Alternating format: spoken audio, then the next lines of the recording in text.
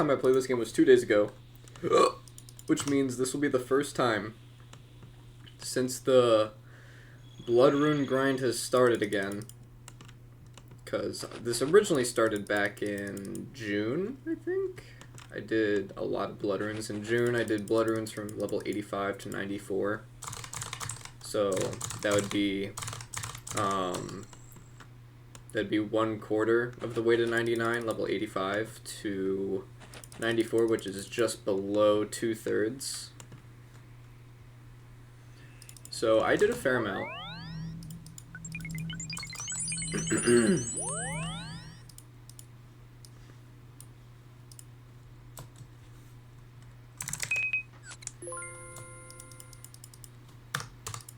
So now it is officially break. It is Saturday. Last day of school was yesterday. It's officially break, which means I have way more free time to do Blood Runes, which is why I kind of didn't do them yesterday, because I kind of wanted to do my own thing, not do kind of like obligations. I'm not like obligated to do Blood Runes, but I kind of am. by my own authority, I am obligated to do Blood Runes, 5 hours of Blood Runes a day, until I eventually don't have to anymore, which is 99 Runecraft, aka the max level if you don't play this game, yada yada yada.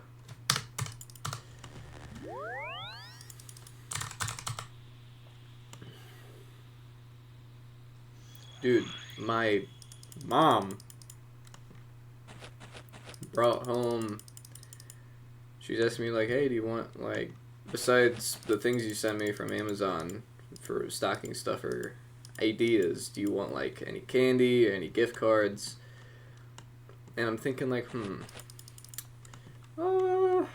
you know, the unwrapped Reese's that come in like the bag, love those. You just pop them in your mouth. You don't have to worry about any pile of wrappers gathering up. You could just go crazy on them. And like, you could do a Steam gift card or a Spotify gift card, doesn't matter. So she ends up getting me, she might have got me the Spotify gift card, but she definitely got me the Steam gift card. I saw the grocery bag, I'm like, I saw the Reese's. No, fuck. Reese's. God, these Midwesterners are infecting my mind. I saw the Reese's through the bag. I'm like, oh, that's the one. There's probably a gift card in there too for me. Surely enough, I look in there. And there is a $100 Steam gift card in there. I don't even... Listen, I have a lot of Steam games over here, right? I got a lot of fucking games. I've played not even half of them.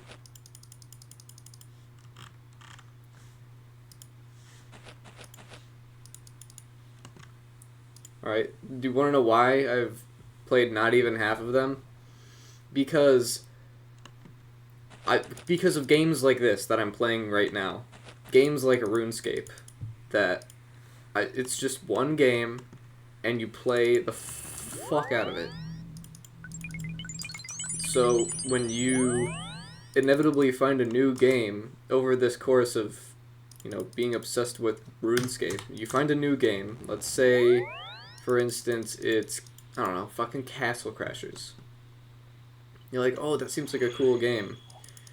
And then every time you buy Castle Crashers, and now it's in your library, and every time you're like, should I play Castle Crashers? I could, but that time I spend on Castle Crashers could be time I spend on RuneScape making money. And then you go and play RuneScape, and then you find another game, and then another game, and the cycle continues until you just have a massive backlog of games while you just continue to play RuneScape. And it doesn't even have to be RuneScape, it's just any game that is like super replayable, or you can just dump a lot of time into it because it's super grindy, or it has a lot of content. I wouldn't say... It's weird to call RuneScape a game that's replayable. Unless you have already dumped like 5,000 hours into the game. And you're like, alright, I want to start a new account. And you're like, wow, this game is so replayable. I don't know. It's not really a game you replay. It's more of a one and done type of game. You know, like a story game. It's kind of one and done. You already know how the story goes. And the gameplay isn't super, like, crazy. It's more just very story-driven. That's the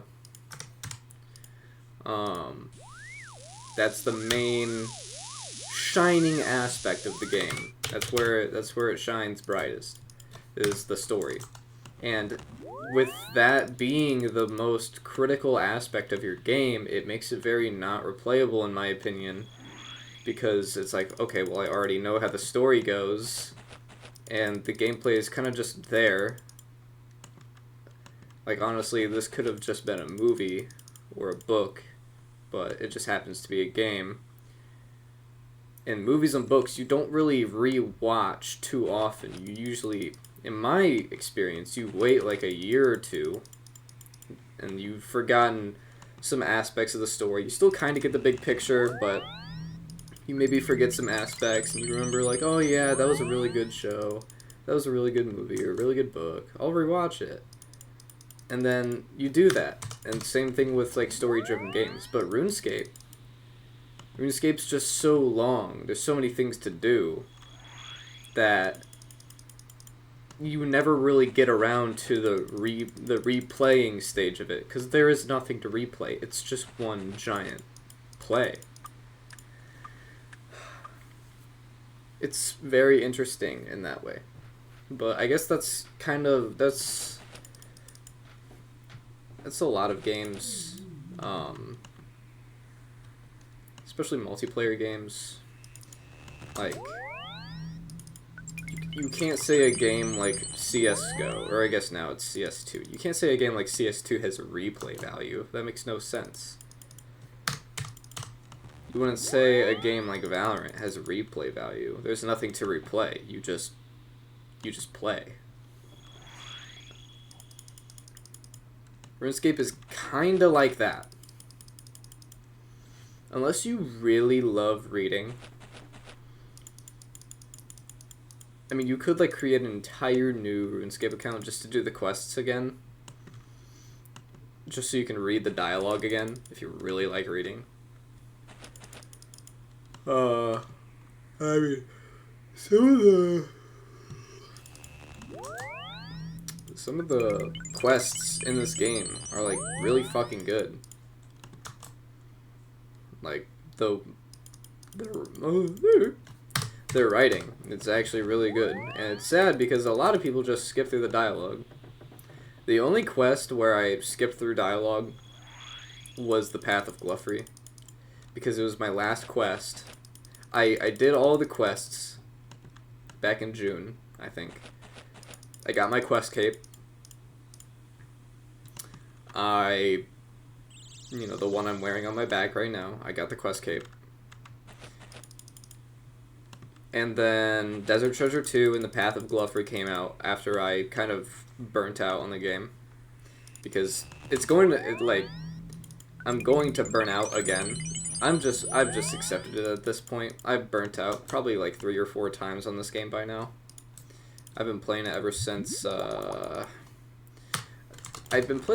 summer of 2020. But I got really into it in 2021, August 2021, when I actually got off of Tutorial Island. Because I'm like, wow, this game's kind of boring. Between summer 2020 and August 2021. When I say summer, I'm saying like May, June, July. That's when I think of summer. And then August is still summer, but I don't know why, I just associate it with fall. So that's why I make a distinction between summer and August. So yeah, between summer 2020 and August 2021, I spent that entire time very rarely playing the game. Like maybe once every 2 months, I'd hop on the game and I'd do a little bit more of Tutorial Island, and then I'd get bored and then I'd quit. And then eventually I got off of Tutorial Island. It was magical. And I was off to the races. And from there on out, it was bad. Man, it was bad. Sadly, a lot of my early screenshots are gone because I deleted my RuneLite folder. And all the pictures and shit are just gone with the wind. Which is really sad because, like, literally, I don't know if I have any screenshots of me, like, getting a level, or getting a skill up to, like, level 2. Like, maybe farming? Maybe. Strong maybe.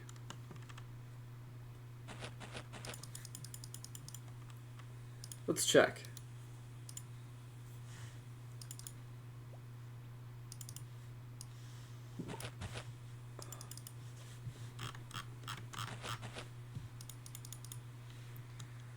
Farming. Oh yeah, here we go.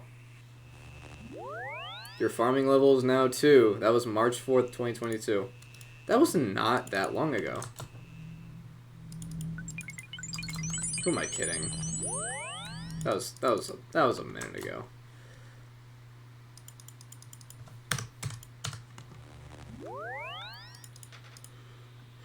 March 4th, 2022. I was finishing up my sophomore year of high school.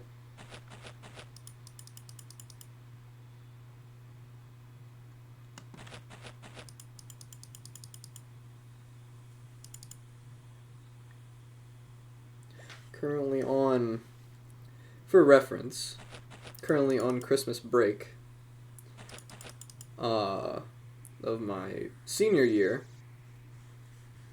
So this game has been kind of with me throughout high school. And honestly, yeah, it's cool. You don't see many people my age play this game. You go in public chat and you talk to people, and they're usually like 30-year-olds. It's like, oh god, the wife. She's really starting to annoy me. Nothing like sipping on a beer, playing some RuneScape after work. It's all 30-year-olds, like midlife crisis type shit. They're all playing RuneScape.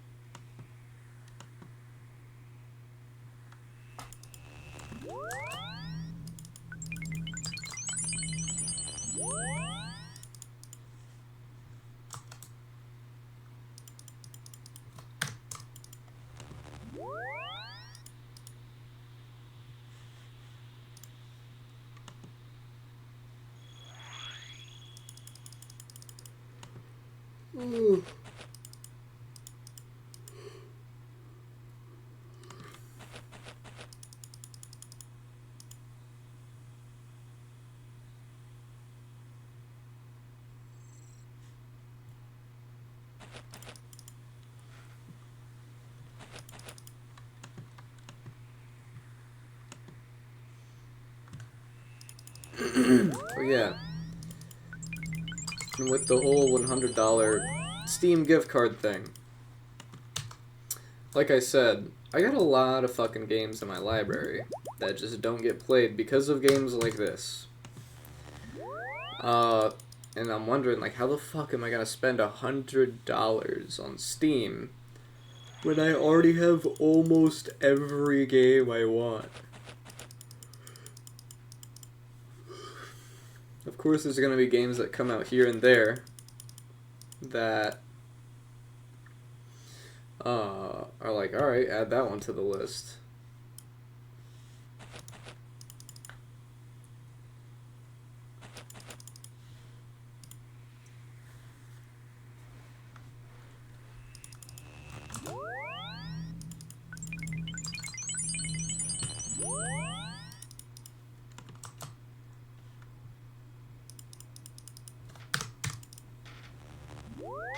Right now in my cart, I got Resi 4 Remake, Cold War, and Alien Hominid, the bundle, the new game and the original game in HD. Which I think I could just go into Vim's Lair and get it for PCSX2, the original. Which I probably will, but I also want the HD remaster. Since it's available, why not? Sometimes HD remasters of games suck. But I feel like a game like Alien Hominid is pretty hard to fuck up.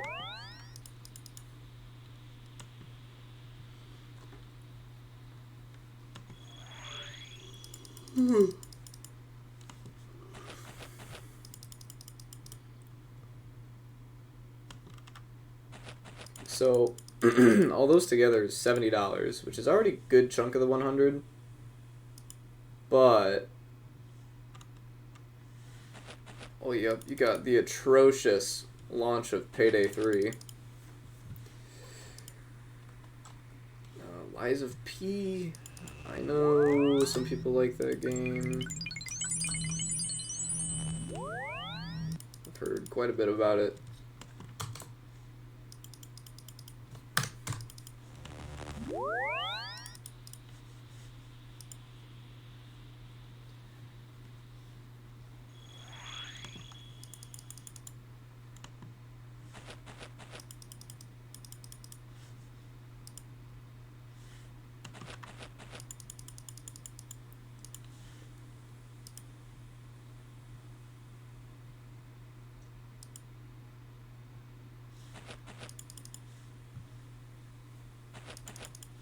I wonder. Jedi Survivor has still got mixed reviews.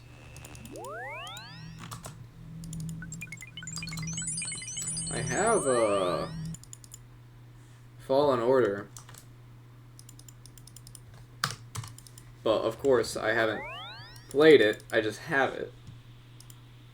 But it was like dirt cheap when I got it. There was no shame in that. I think one of the worst purchases, no, definitely without a doubt, the worst purchase I've ever made on Steam was Call of Duty Modern Warfare 2 2022. Worst purchase ever.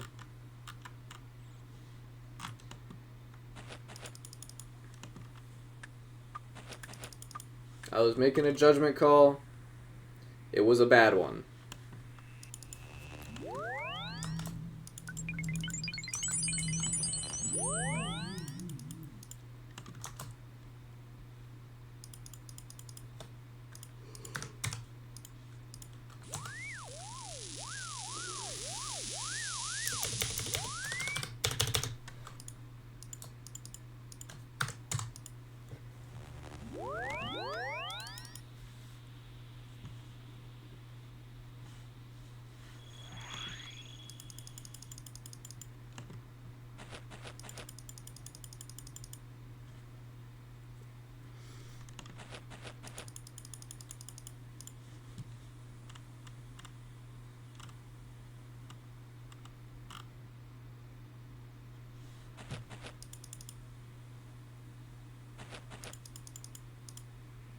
fill up that last 100. Could get the Spyro Reignited trilogy. The Crash Bandicoot Insane trilogy.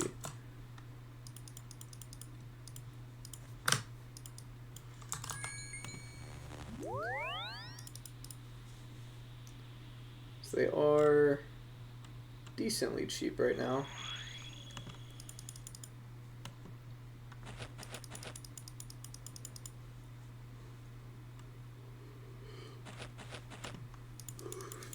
Best sellers, Warframe.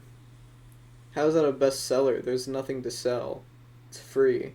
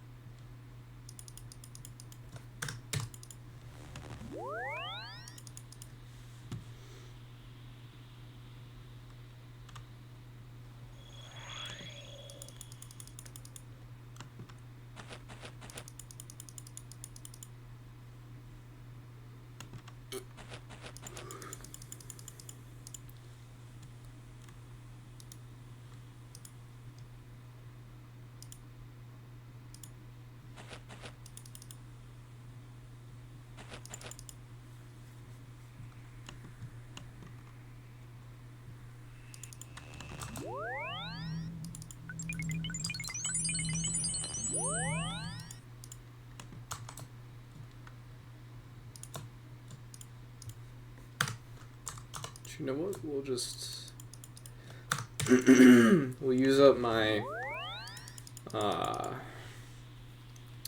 my Explorer's Ring energy recharges. So one of these like runs uses about 15-16% of your run energy ish.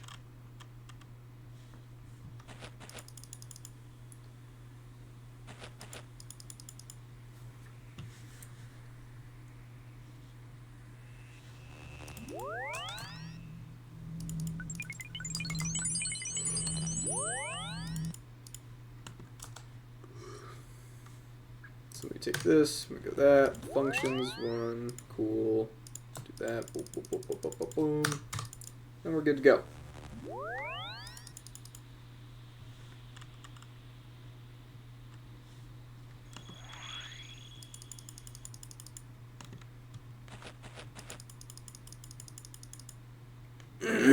Yeah, once I get 99 Runecraft, I will probably do more Runecrafting in the future because it's just a solid moneymaker.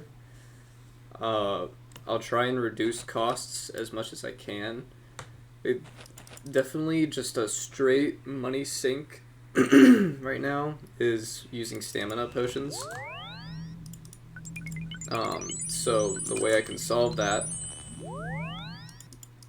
is, well, there's a few things I can do to make a little bit more money out of this whole thing. So if I get 99 construction, that's infinite teleports to my player-owned house that I unlock. Right, which infinite teleports to my player-owned house. I have a lean pool, which recharges my stamina, as you may know. So with that, and also the fairy ring in there, that's closer to the teleport than the quest cape is. I can wear that instead of a quest cape.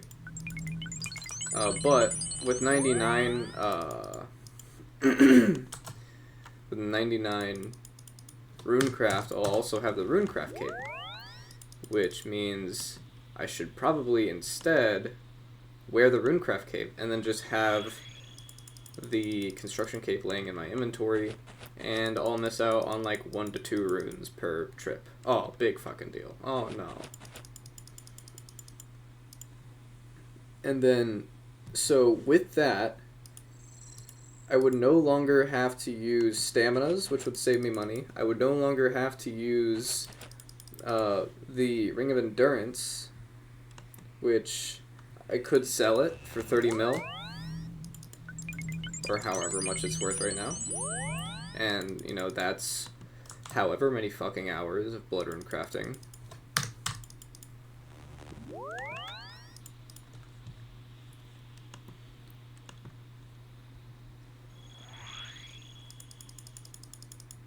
That I save. Not to mention, just to charge it up to 500 charges so you actually get some fucking use out of it, you need to spend like 2 mil just to get the 500 charges in that thing. And on top of that, if you're using staminas while it's on, you need to put even more charges in it.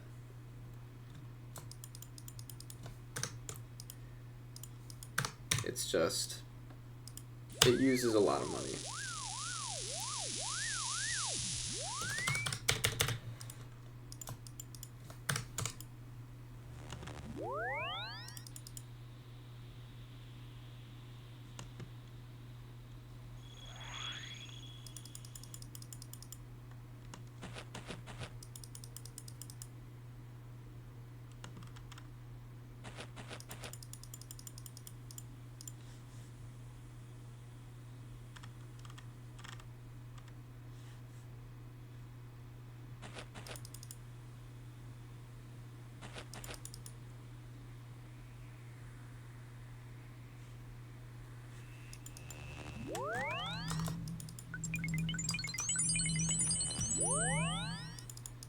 Oh, dude, I could easily level up today. Time left 7 hours.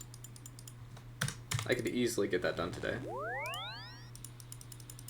Oh, but I'm at 49k XP.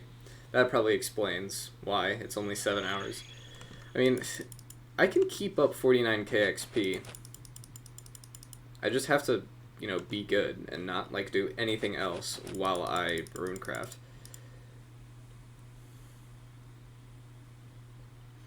I mean, I'm technically at, like, yeah, 48.6 is about where I'm actually at.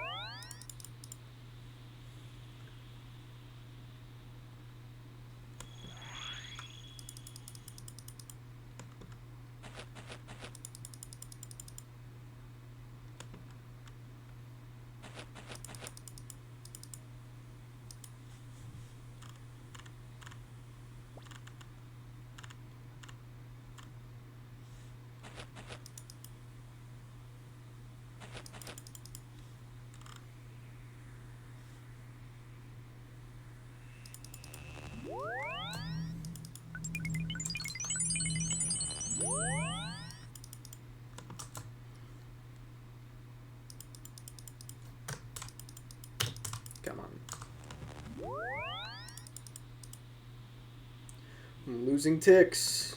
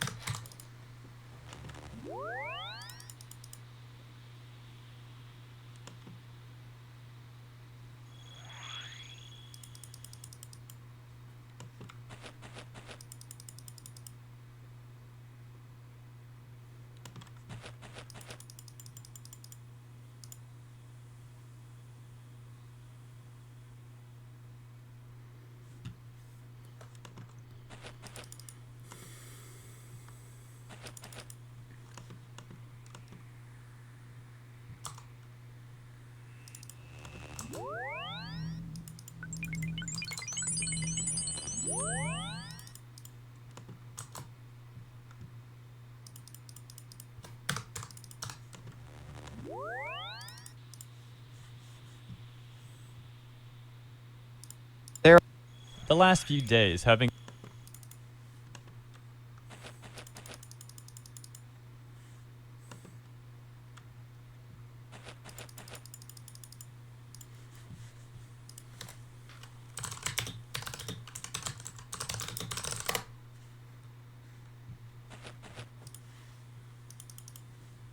Hello everyone, Chaos here, and welcome to another old school RuneScape video. Today, my revamped 1 to 99 crafting guide. This relatively easy skill will have you gather various amounts of materials in the game and process them in many different ways to create new items. This includes ranged armor, jewelry, glass items, and many more. Traditionally, crafting is a relatively expensive skill to train, but we have a few methods that will break even or just give you a small amount of profit. But as any buyable skill, the rule of thumb is the more money, the quicker it will be. I highly recommend the crafting cape for the best bank teleport in the entire game. If you escapers find this video useful, you would help me out a lot by subscribing with notifications on, dropping a fat like, and you can even become a channel member with the join button below for tons of perks for your monetary support. By the way, you're gonna be seeing a few minutes of easy clue scroll footage because the crafting footage is just bank standing and it's pretty boring, so enjoy. These are all the quests that provide crafting experience as of the time of making this video. Remember that some of them have a crafting level requirement, and you may not be able to do them right away. Some quests offer decent experience if you're in the early game, but as we've seen before, being a buyable skill, it's just much better to get experience by processing items as long as they're available to you, or you're an unrestricted account. Crafting is actually the best skill in terms of requirements because if you want to get level 99 efficiently, you don't really need any of them whatsoever. Not even for a faster method locked behind a specific area or an item. The only quest we need for one of the alternative methods is Lunar Diplomacy. There is one spell in the Lunar book we will be using for crafting and magic experience as well as a decent bit of profit, although it's kinda click intensive. Just like construction, crafting is another instance where pretty much all the useful items end up being specific tools for every single one of the methods, all of which are easily obtainable throughout areas in the general store and the Grand Exchange. For all the methods we will talk about, get yourself a needle and a bunch of thread, a chisel, a bracelet mold, a glass blowing pipe, and that's pretty much it. We will go over the materials for each method coming right up. For that one alternative method I mentioned before, it would be nice for you to have a rune pouch to save on inventory space. It's not life or death, but it will be incredibly useful for your account. And you can even upgrade it through the Tombs of a Mascot. The last part before we jump onto the training methods and a small explanation of how continue. After that bit of information, we are jumping to red dragonhide bodies as we stop crafting battle staves at level 77.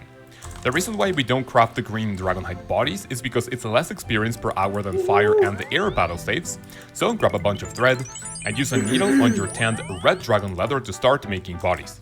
This is slightly less AFK because you need 3 items per body, but it really pays off in the end. We will be doing this until level 99 because it's, in my opinion, the most balanced end game method to reach skill mastery. We will talk about one more training method in the next category, but we are not mentioning it here because it's a lot more expensive and honestly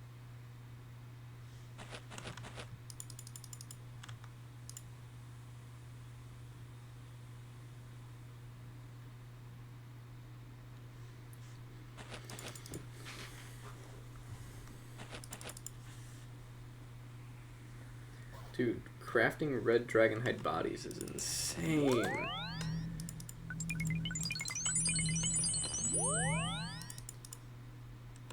That XP is, like, fucking stupid.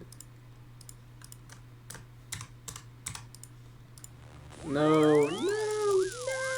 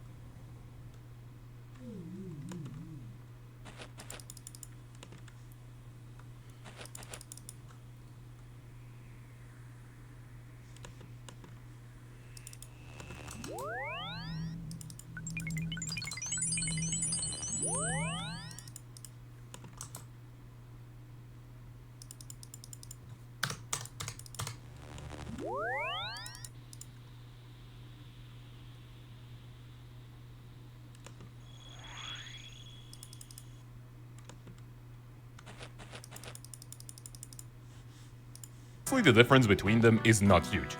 So, boys and girls, onto the alternative training methods. The very first one is something you can do starting at level 7 and gradually goes up if you choose to combine other items. Grab a bracelet mold and the gold bars, and then go to your furnace of choice to make gold bracelets. These are profitable because gold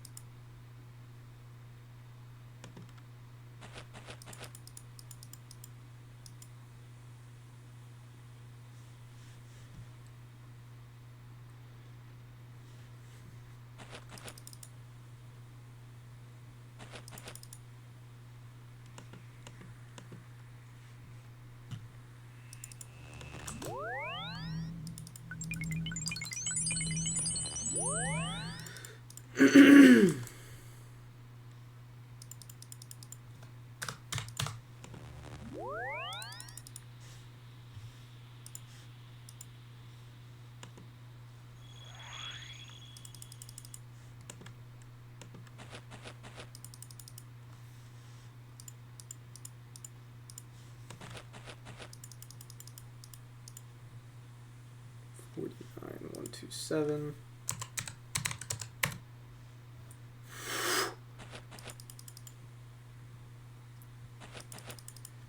$65 to get 99 crafting. That's rough.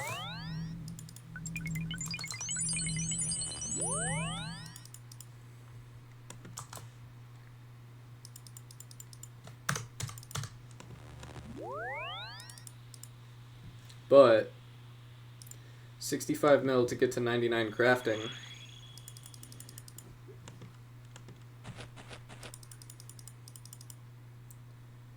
I mean, it's something that's gonna need to get done at some point, and it's super useful to have.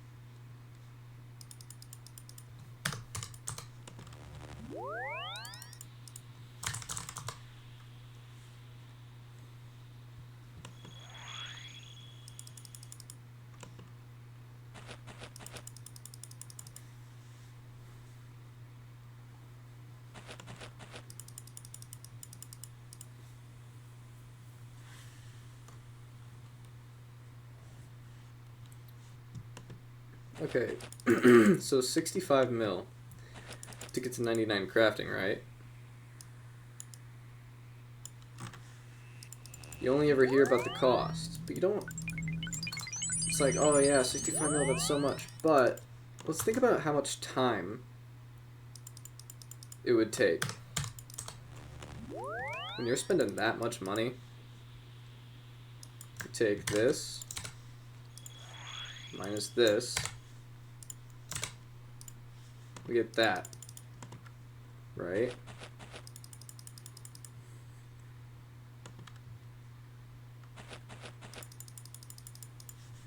Then we take that divided by 350,000.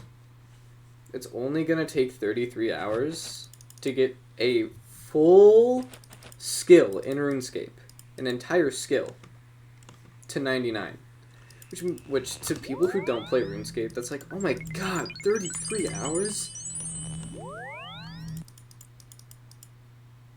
It's nothing compared to like what I'm doing right now. Runecraft. Let's do a little something real quick. 85k, which is where I started with this grind. to 99.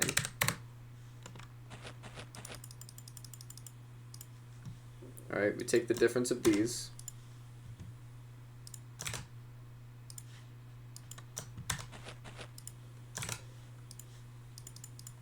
And you get that number. You take this number, divide by 47,000 XP per hour. That's 208 hours to 99. And keep in mind the difference, right? Oh my god, what the fuck? Oh, I'm typing in chat. Keep in mind the difference. Alright, that's 85 to 99. Whereas with crafting, that was 77 to 99. So Runecraft to 99, 85 to 99, is 208 hours with the method that I'm doing right now, which is the only method I would do. Willingly. And then crafting from 77 to 99 is only 33 hours. That is, what, like a sixth of what the Runecraft grind is? And, dude, you benefit way more. Like, of course, I make a fuck ton of money doing this. And I actually lose a fuck ton of money doing crafting. But the benefits I get, that crafting cape, priceless.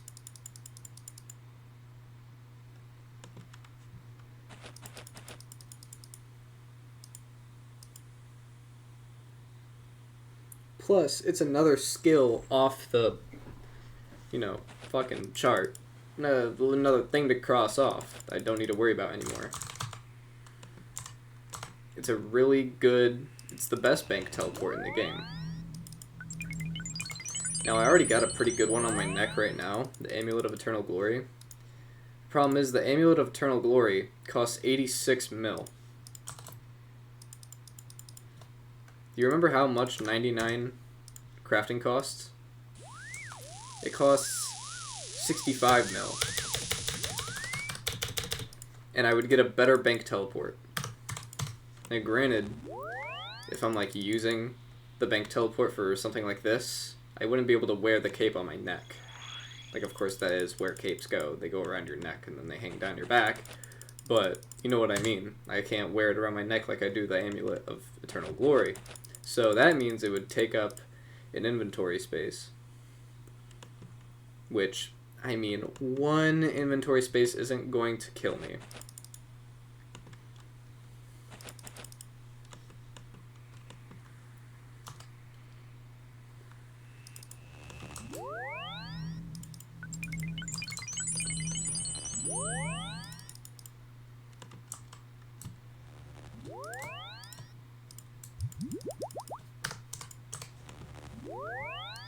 Yeah, it just goes to show like how much skills can vary.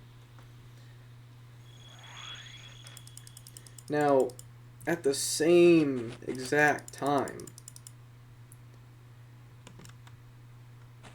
you gotta also take into account that while this method is incredibly slow, 47,000 per hour, I'm also making like 1.65 million per hour, which comes out to 343 million GP, and it's probably even more than that.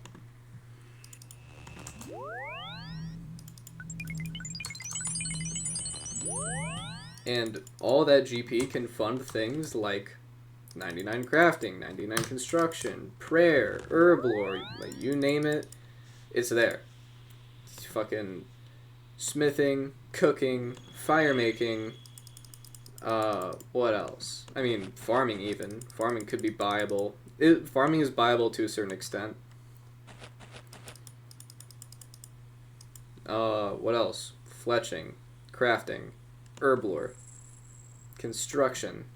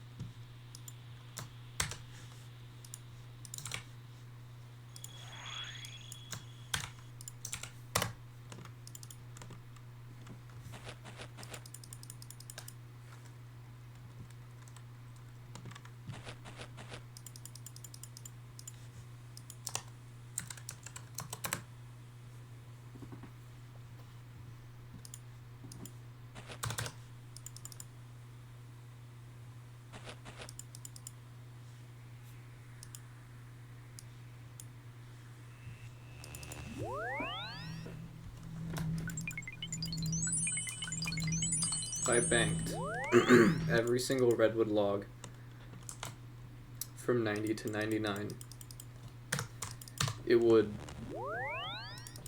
pay off about 2/3, a little under 2/3, what it would take to get 99 fire making.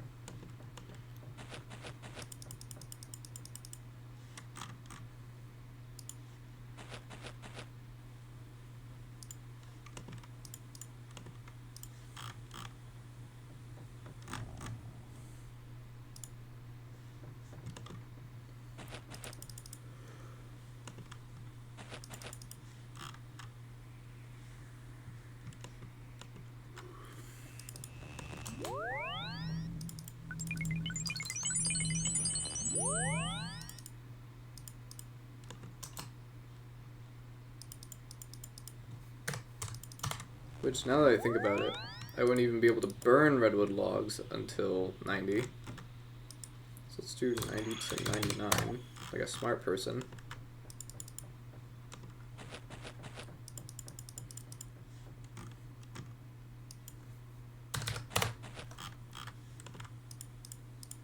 Okay, that's like really close. Oh, that's that 30 XP difference.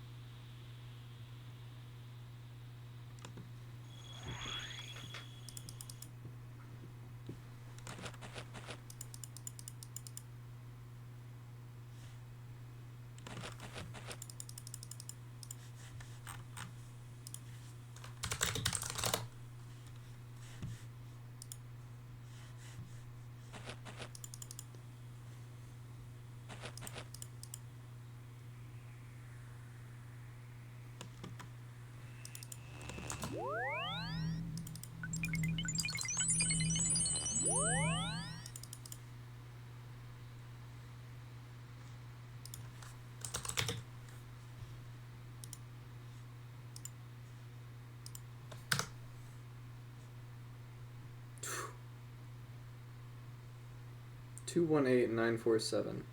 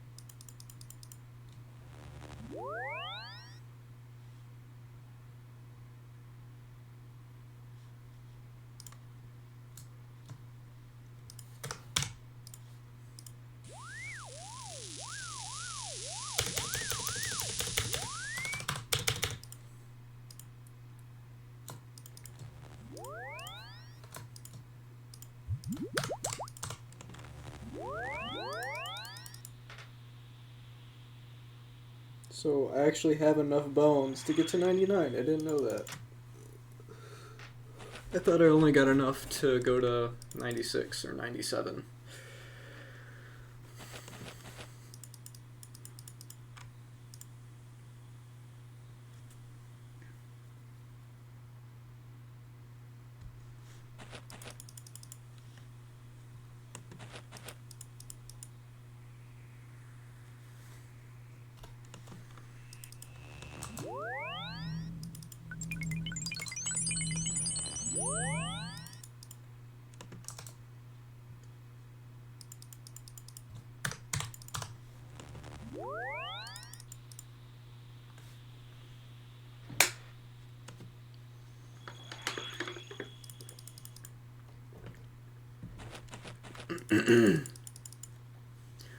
99 Prayer would make Slayer so fun.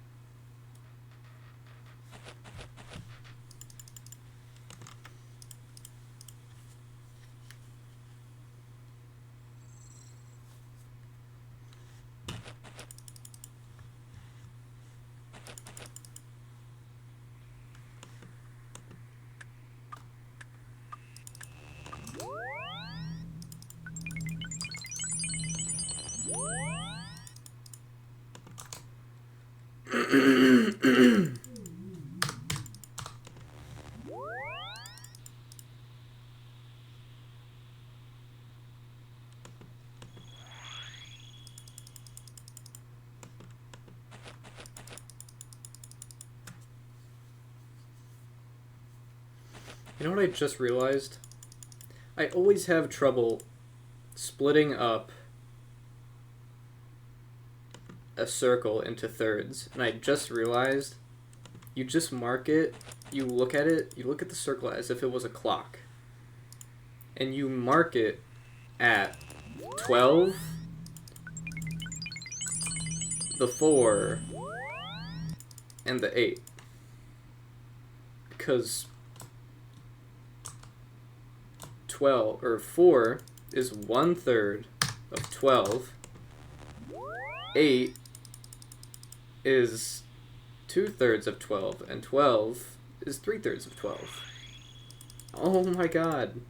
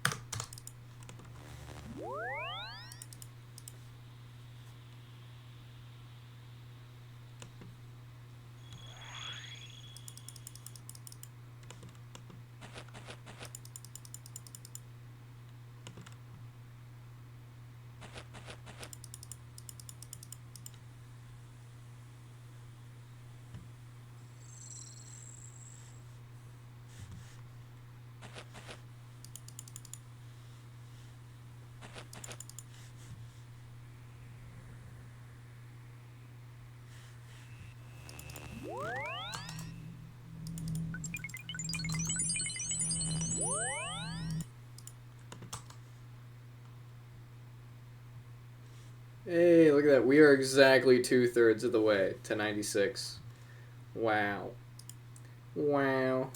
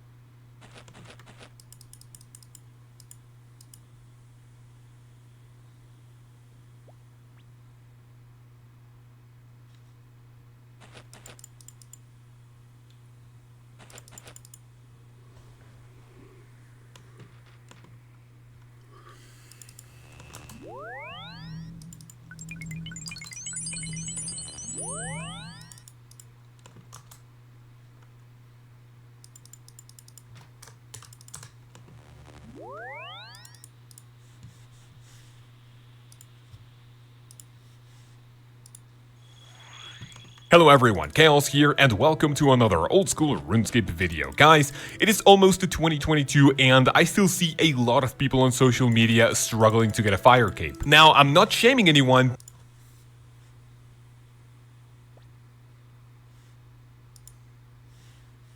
Hello everyone, Chaos here, and welcome to another old school RuneScape video brought to you by Surfshark. We all want a 99s in the game, right? Whether it be your favorite skill, a 99 to flex on your friends, or simply your old school RuneScape video brought to you by Surfshark. We all want a 99s in the game, right? Whether it be your favorite skill, a 99 to flex on your friends, or simply because it matches your fashionscape and you want to look cool in a 2007 version of a 2001 point-and-click browser game for children. Whatever the case, skill capes come with nifty passive effects that make them useful not only when training their respective skill, but because they can be interacted with for a handy teleport or to get an item from them. In today's video, we will go over every single skill cape and ranking them in 4 different categories according to how useful they are. I've actually made a video like this in the past that is now over 2 years old, so I think it would be the perfect time to improve it, and to add even more, I will even suggest improvements to some of the capes, because to be quite honest with you, some effects are just depressing. If you enjoyed this video, consider subscribing with notifications on, drop a cheeky like, and you can come to this channel every day of the week except Thursdays and Sundays to catch our live streams and interact with this amazing community. The only disclaimer I have for this video is that the ranking you're about to see is mostly based on personal opinion and how each skill cape performs after 99. If you want to max, there will be certainly at least one skill you won't even touch post 99, which pretty much defeats the purpose of the skill cape. If you disagree with the placement of a skill cape or the buff I propose, let me know in the comments below, and if you do so, stay tuned for a bombed giveaway at the end. So, let's begin. The 4 categories I mentioned are as follows. From bottom to top tier, we have skill capes that are mostly useless because their effect is heavily outclassed. Next, we have capes you may keep for useful teleports and effects, or a little bit of use post 99. We then have skill capes worth keeping in the bank, and almost always use when training the skill. Finally, in the top tier, we have capes you must always keep in the bank for their overall use, or that have a very powerful passive effect. Alright, we are going to start with attack, which is, without a shadow of a doubt, the most useless skill cape in the entire game. And you might only see people wearing it for fashionscape. Attack allows you to stay in the Cyclops rooms at the Warriors Guild indefinitely, as long as you're wearing it.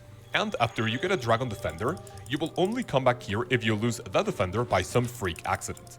I can't stress enough how useless this effect actually is. To make it better, it could guarantee a minimum hit that isn't a 0.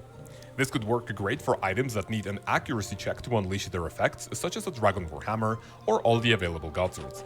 This might sound a little bit too broken in certain situations, but if this ever happens, think of how many people would actually bring an attack cape switch to land their specials on raids or bossing. Related to combat, we have the defense cape next. And I know, hardcore Ironmen are disliking the video already, because the defense cape features the passive effect of a Ring of Life. When brought below 10% of your maximum health, the cape will automatically teleport you to your respawn and save your life. This effect isn't terrible, but to be quite honest, for a main account, it can actually be a little bit inconvenient if you forget to turn it off. This doesn't have anything to do with that one time when I was on a Krill task, and after being taken to like 5 HP, I was teleported out 1 or 2 hits away from finishing my Slayer task. For it to see more use, it could have heavily increased the defensive stats, so people would actually take it when tanking at places like Bandos or Zami Godwar's Dungeon. One of my personal bottom tier capes definitely has to be Agility. This one has 2 effects. The first one is that it acts as a graceful cape, and the second one is that once per day, you can interact with it to get 100% energy back, as well as giving you the effect of a stamina potion for just 1 minute. On paper, this doesn't sound bad, and you will be wearing it every time you put on full graceful, but hear me out. I mean, you're supposed to be a master of agility, so please tell me, why do I still fail obstacles whenever I have it on? This becomes an absolute nightmare at, for example, the Elven Forest, where I swear to God I fail the tripwire trap like 80% of the time when traveling around when doing clue scrolls. Jagex, for the love of everything you find holy, please make it so wearing the agility cape you are guaranteed to skip over every single obstacle. Up next we have the security cape, which is obtained by training online security. And for that we have today's video sponsor, Surfshark. Some of you may value your RuneScape account way too much.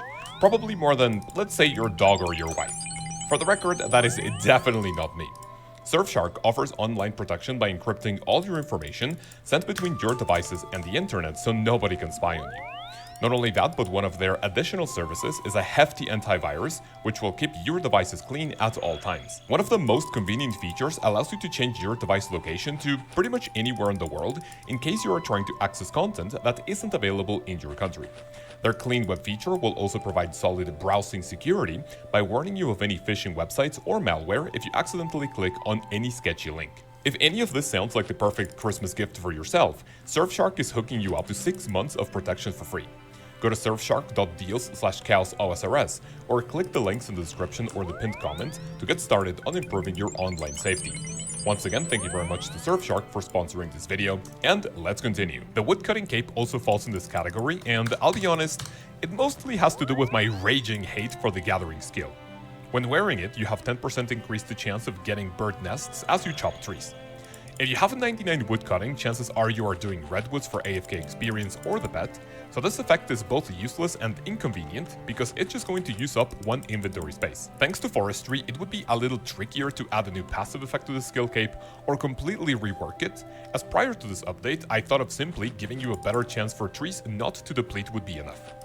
Nowadays though, you could potentially combine the forestry kit with your cape, and maybe give it a chance to save items whenever you summon an event, or probably just get a little more anima bark when engaging with forestry. Opposite to woodcutting we have firemaking.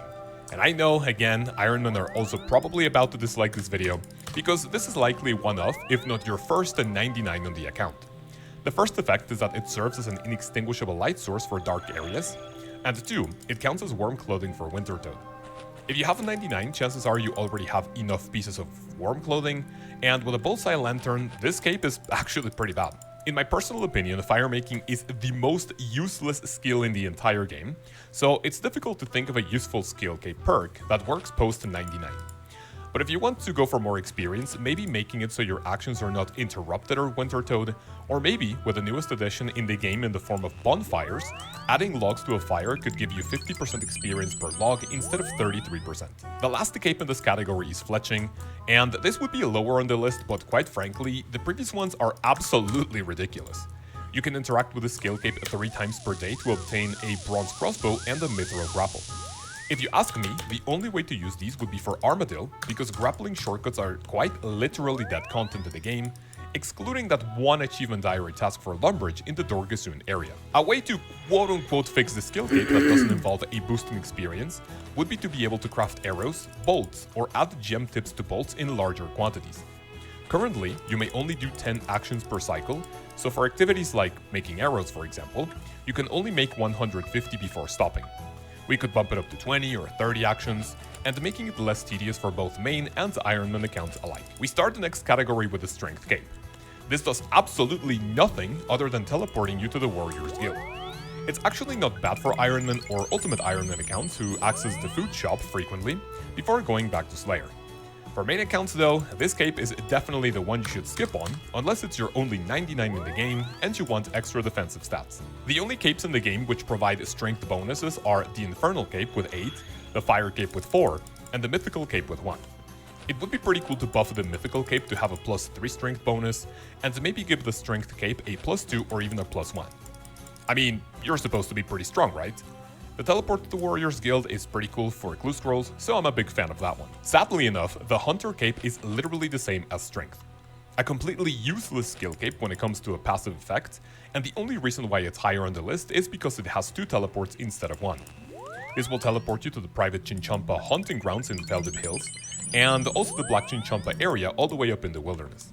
I love the first teleport because of clue scrolls, and the wildy one is actually kinda niche. With the new Hunter Guild coming along the release of Valamore in early 2024, the Hunter Cape could act like the Slayer one. Give you a chance of repeating your previous Hunter contract, or maybe things like providing a higher chance to obtain the Hunter material you are looking for when carrying out said contract. It's obviously a little trickier to buff an item based on the future content, but the Hunter Cape definitely needs some love. Fishing is quite literally the same as Strength and Hunter. This is also a skill I absolutely hate along with woodcutting because gathering skills are actually pretty cringe. But when you achieve level 99, the Fishing Cape provides unlimited teleports to both the Fishing Guild and Otto's Grotto. After 99 fishing you will see literally no use for the cape, But again, I like it a lot because of the teleports are super convenient for glue scrolls. A way to buff up the cape would be to give it the passive effect of Spirit Flakes in a smaller capacity as to not devalue said item coming from Temporos. It could be a slight percentage of catching 2 fish instead of 1, or maybe just increase the catch rate of slow fishing spots like sharks, anglerfish, sacred eels, and infernal eels. I mean, resources are coming into the game in insane numbers thanks to bots and PVMing, so I don't really think it will hurt too much. The Herblore cape has 3 cool passive effects. An NPC Ignarda will make unfinished potions for 200 GP each, without a hard desert diary. You can make unfinished potions with grimy herbs and get the experience as if you cleaned the herb. And finally, you can interact with it to receive a pestle and mortar. Sadly, all of these are pretty useless, especially because Herblore is not a skill you will train past 99 traditionally, because of its high cost. I can tell you I have never used any of its effects. An extremely simple solution to buff up this cape would be to give it the effect of the Amulet of Chemistry. When wearing the cape, you have a chance to make a 4-dose potions instead of a 3-dose potion.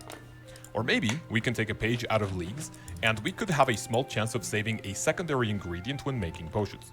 These resources don't really saturate the market and would be a pretty cool incentive to wear the cape. Magic can be one of the quickest or most chill 99s in the game, and the cape effect is extremely nice. By interacting with it, you can swap between spellbooks up to 5 times per day. It's great if you forgot to change them when bouncing from one PVM activity to another. If you have an occult altar in your POH, this is not going to be as useful, and of course having a limited number of switches can be quite limiting. An obvious buff to the cape would be giving it unlimited spellbook swaps, but maybe keep them at 5 if you change them in the Wildy, otherwise people like Torvesta would run rampant teleblocking and freezing you for a video. Either that or a small buff to the offensive capabilities like the one proposed for strength, and maybe give it a 1% magic damage bonus, as well as a few magic offensive stats. Mining is one of the more useful capes in this category, but again, being a perk you can only use post 99 kinda defeats the purpose. When wearing it, you have a 5% chance of receiving an extra ore up to adamant, and it stacks with a rock armor. If you have a 99, there's a big chance you won't be doing a lot of mining outside of Amethyst, the Motherlode mine, and shooting stars for AFK experience, so this one feels just a little bit underwhelming. For us to have an incentive to wear the cape post 99 for some chill gains, the effect could be increased to give us a chance at extra resources for every single rock in the game. I mean, with PVM drops injecting ore into the game at an obscene rate, I pretty much doubt the buff will bring a negative effect on the market. Either that, or make the cape work along the expert mining gloves and increase the chance of rocks not depleting and continue mining. The final cape in this category is smithing, and it has 2 nice effects. When wearing it, you may store 36 coal in your coal bag instead of the original 27. And second, it acts as goldsmith gauntlets to give you that nice experience bonus when smelting gold ore. This is the highest cape in the category because it helps for both experience and the profit per hour by using at a blast furnace at the cost of your graceful cape. To be honest, this starts to fall in the realm of not really needing a buff, which we will see with the upcoming capes, but if we really want to give it a little bit of love, we could make it so wearing when smithing items at an anvil has a small chance of either saving 1 bar, or an even smaller chance of giving you an extra item when doing so. This would give you a bit of extra profit to make it work outside the blast furnace. The next category is for capes you should definitely wear when training, and we start with thieving. It gives you an additional 10% chance of successfully pickpocketing NPCs, and it also stacks with a medium and a hard RD diary. This is useful post 99 experience when training at, let's say, the Tazar area, but most importantly will be a huge boost for people looking for blood shards and crystal seeds when pickpocketing Vyres and elves respectively. The cape also has an extremely niche use for quicker challenge mode chambers, as a level boost can help a little bit on the thieving room. A nice buff to it would be providing 1 or 2 teleports to important training areas, even though you can already reach these places rather quickly. Or maybe make it like the smithing cape, so when wearing it, the cape works as a rogue glove, so you can wear ice gloves when pickpocketing Tazars. We all love a little bit of Slayer, right? In fact, I bet a lot of you know what the perk of this cape actually is. When wearing it, or even when it's in your inventory, after you're done with a task, you have a 10% chance of receiving the same target when talking to a Slayer master. This becomes especially useful when hunting for a unique from a boss you can do on a Slayer task, or even boss-specific tasks you can try your luck at some great loot. I will take a page out of Leagues once again, and how cool would it be to have the ability to choose your task once per day, excluding maybe Jad and Zuck. This is basically the unnatural selection relic from Leagues 2, and I hope to see it return for Leagues 4 as of the time of making this video. It would be an insanely nice incentive to reach level 99, because at this level, you're pretty much looking for extra profit. The hit points cape sounds a little underpowered on paper, but it's a great item to take to places where you need a little bit of HP regeneration. The effect makes it so your HP heals twice as fast, and it even stacks with a regen bracelet to recover HP at 4 times the normal rate. However, it doesn't stack with rapid heal, because 80 times HP regeneration sounds a little bit bonkers. A simple buff to the cape has to do with food, of course. When wearing it, food could heal you for even more depending on what you are eating. At level 99 you should already have high stats to stick with high level food like sharks and anglerfish, so why not bump these to 22 and the 24 respectively. On the other hand, we could make it so when wearing it, your max HP goes to anywhere between 102 and 105 for higher healing. When wearing the prayer cape, it acts as a holy wrench. And what does a holy wrench do exactly? When in your inventory, you gain extra prayer points when sipping on prayer potions, super restores, and sand fuse serums. The formula for this is honestly a little weird, but you won't gain more than 2 extra prayer points per dose of your potion. This is a great cape if you are AFKing with a prayer enhancing gear for your Slayer trips. To incentivize the use of the cape, it could inherit the effects of a Bone Crusher and Ash Sanctifier, granted you have them in the bank, and of course have charges to make use of their effect. Either that, or it could have a chance to save charges of said items when you have them in your inventory, and with this effect, I would definitely bring it to my AFK Slayer trips I can do by just camping protection prayers. By far, the easiest skill in the entire game features a perk that sounds extremely bland on paper. When wearing the cooking cape, you will never burn food anywhere in the game. Like, even if you cook an anglerfish at a fire made with fire making. Your success rate will always stay at 100%. As I'm writing the script, I am cooking anglerfish at the Mids Guild, so I can vouch for this one, as I always wear my max cape for some AFK chill games. I might trigger a few people with this proposed buff, but in RuneScape 3, there's something called a portable range to cook near a bank. One of the effects make it so you have a 5% chance of doubling your cooked food, so if we're talking about a small addition to the cooking cape, it could copy this ability and provide a small chance of doubling food when cooking, and could definitely come in handy for more profit per hour. Being 100% biased here because runecrafting is my favorite skill in the game, but this cape is absolutely insane when we are talking post 99. When wearing it, you don't need a talisman when entering a runecrafting altar, and your pouches will never degrade. I can't stress enough how great this perk is if you're looking for extra profit through the skill, or by playing the best minigame in the history of old school RuneScape, Guardians of the Rift. I like the skill in the cape so much that this would be the first instance of me saying that these perks honestly make the cape extremely good. But if I could add anything else to it, maybe give it a certain number of teleports to runecrafting altars every day.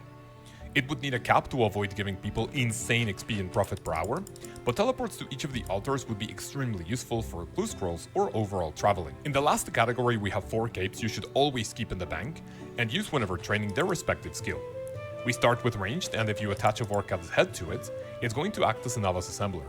The only difference is that you keep the stats of the skill cape, and not the offensive stats of the assembler.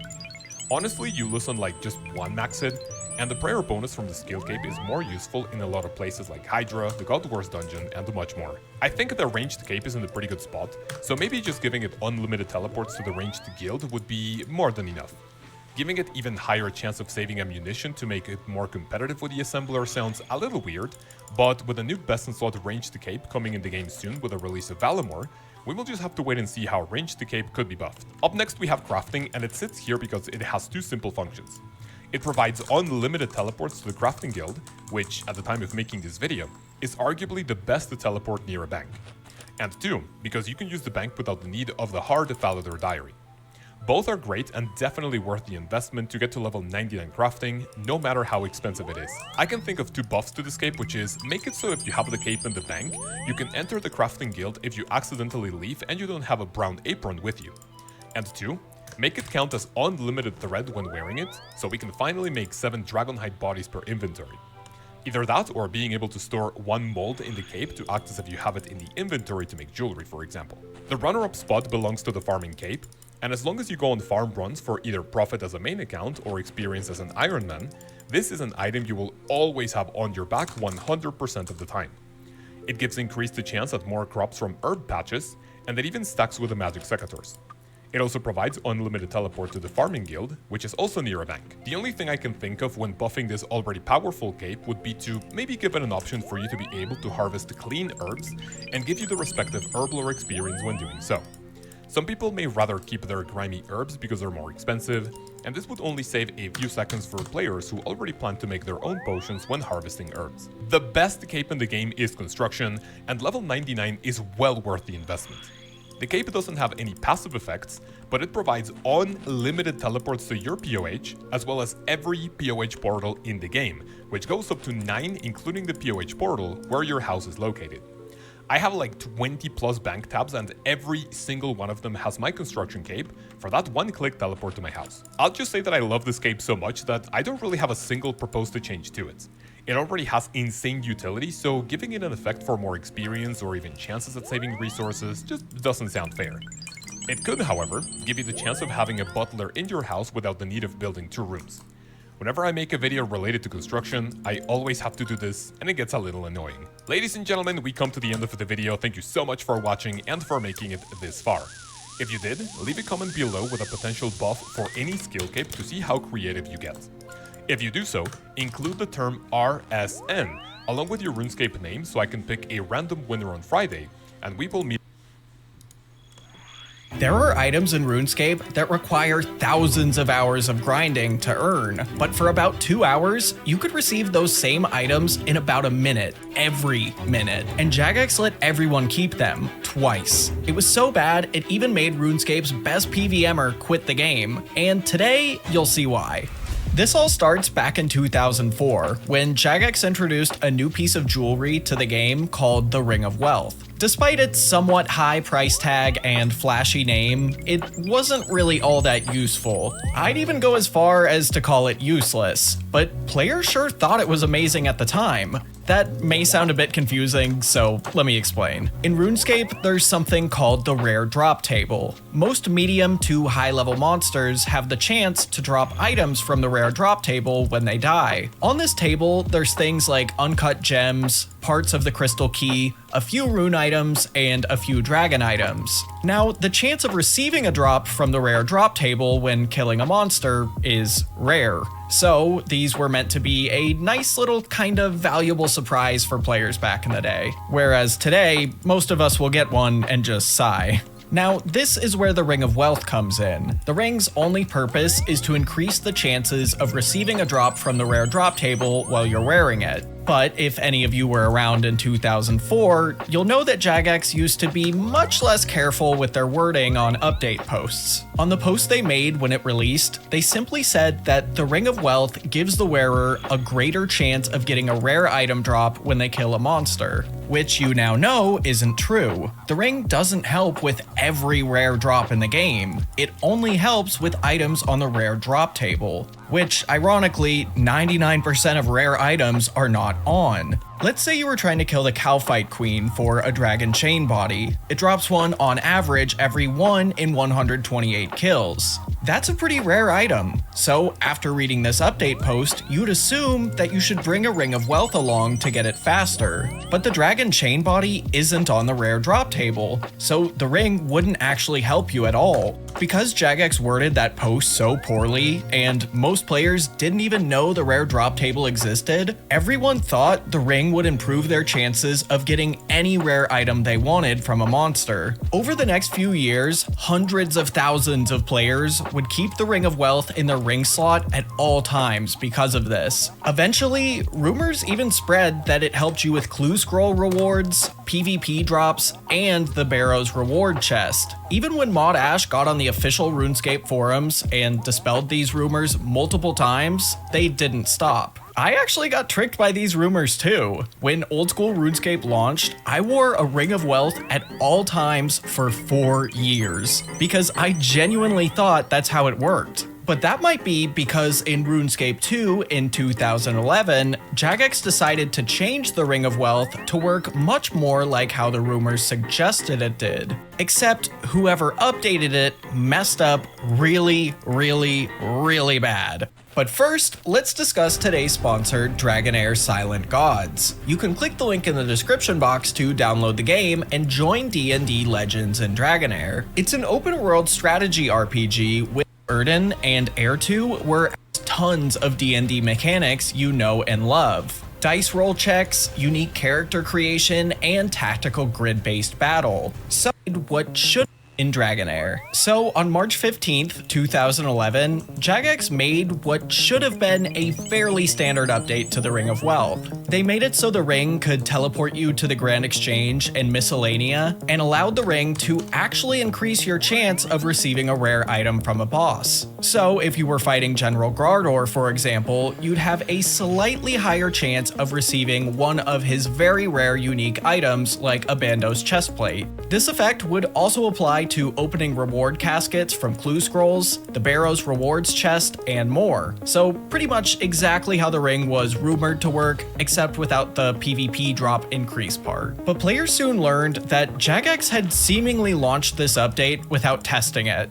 Right after it went live and players started killing monsters while wearing the ring, they noticed that they were getting its most valuable drops every single time. So spiritual mages normally drop dragon boots at a rate of 1 in 128. Instead, you would get them every single kill. This sounds almost unbelievably insane, but one player named TS Jan was actually able to catch it on video. In just a few minutes, he had 40 pairs. He could have gotten more, but Jan came to this area to fight Krill Tutsaroth, which requires you to kill 40 Zamorak minions before entering his lair. So he enters the lair, gets a kill, and expects to get something super rare, right? But he doesn't. He just gets rune plate legs. That's where this glitch gets sort of weird. It seemed that for certain monsters, you'd get their most valuable drop every time, while with others, you would just significantly increase your chances. But smart clans soon figured out a trick to make every monster drop a rare item every time.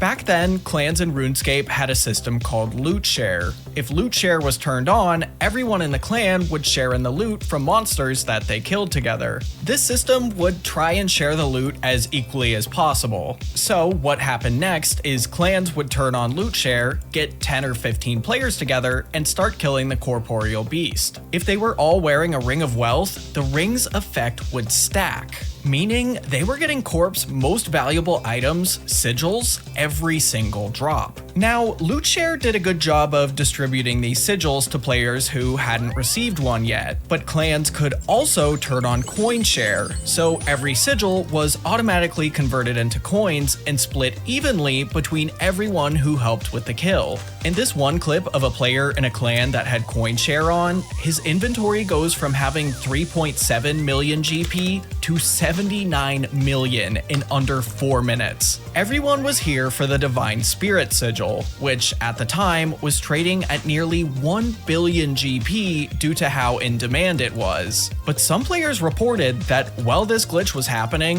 so many Divines entered the game that it dipped as low as 150 to 300 mil. With rumors like that, it soon became full-on chaos. Clan members were begging their high-ranking members to be allowed to join in, and players who they disliked were being kicked from the clan so they didn't get any wealth. Pretty soon, dozens of clans were doing this, and billions of GP was entering the game every single minute. In total, the glitch is believed to have run for roughly 2 hours before Jagex noticed and patched it. Although extensive damage must have been done to the game's economy, Jagex would just roll back the game to 2 hours ago and erase the damage, right? Right? Well, no. Soon after the glitch was patched, ModMark would make a statement on the forums that not only would the game not be getting rolled back, everyone who participated in it would not be punished. He said that they chose to do this because it supposedly didn't significantly affect the economy that much. But we'll get to that in a bit. I have some actual numbers we can take a look at. But you might be wondering, why not at least ban the players who abused the glitch? Tens of thousands of players have been banned for doing much less. Well, Mark explains that it's because players expected the Ring of Wealth to affect these drops. They expected to receive high-value drops more often, and can't really be blamed for the actions taken around this time because of it. Which kind of makes sense. An update to a ring meant to make you get more valuable drops would get you more valuable drops, except that everyone abusing this glitch knew it was a glitch. You can even see players admitting they knew it was a glitch in chat in these videos. So you can probably understand why everyone else in the community was extremely salty about Jagex's decision. As usual, riots broke out in-game, the forums were on fire, and this time, an unexpected community member stepped up to voice his complaints. Wook16, or just Wooks as he goes by now, is well known as one of the best PVMers in RuneScape history, even back then, and he was increasingly getting more frustrated with Jagex. They went back on their promise to give high-level forum members free memberships for participating in Jagex workshops. Botters were taking over the game and not being banned, and he had just maxed his account, so he was becoming kinda bored. He was actually considering quitting the game when his membership ran out later that month. Then this whole Ring of Wealth bug happened, and it solidified his decision. In an interview released on the same day of the glitch, Wooks disagreed with Jagex's decisions, saying that they should have rolled back the game, and he felt like he could no longer trust the company. Luckily for us, Wooks later returned. But did the bug really not affect the economy that much? Was Jagex telling the truth, or was this another climbing boots situation? Actually, yeah, they weren't lying. Despite billions worth of sigils entering the game, none of them dipped in price on the Grand Exchange. In fact, most of them went up the next day. As long as it never happens again, I guess that's fine. Except, it did. In March of 2017, Jagex was doing a big rework of the luck system, and along with introducing new rings that also slightly increased your luck at certain bosses, they broke the luck system entirely. This time it was only limited to the bosses in God War's Dungeon, Corp, the Calfight King, and the Wildy Worm, but had a pretty similar effect as last time. Players get lots of drops, Jagex fixes it, there's no rollback, and everyone is upset. However, this time they did choose to ban some players that they were 100% certain were abusing it. It was also a bit easier to tell this time because the glitch didn't last for 2 hours. It lasted for 6, and they hopefully went through chat logs this time. I don't know about you, but this glitch makes me pretty nostalgic, and the video I made about Fat Wrecked over on the right is probably even more nostalgic. He was one of RuneScape's most famous YouTubers, but he died when he was just 18, and what happened after will shock you. Hello everyone, Chaos here, and welcome to another old school RuneScape.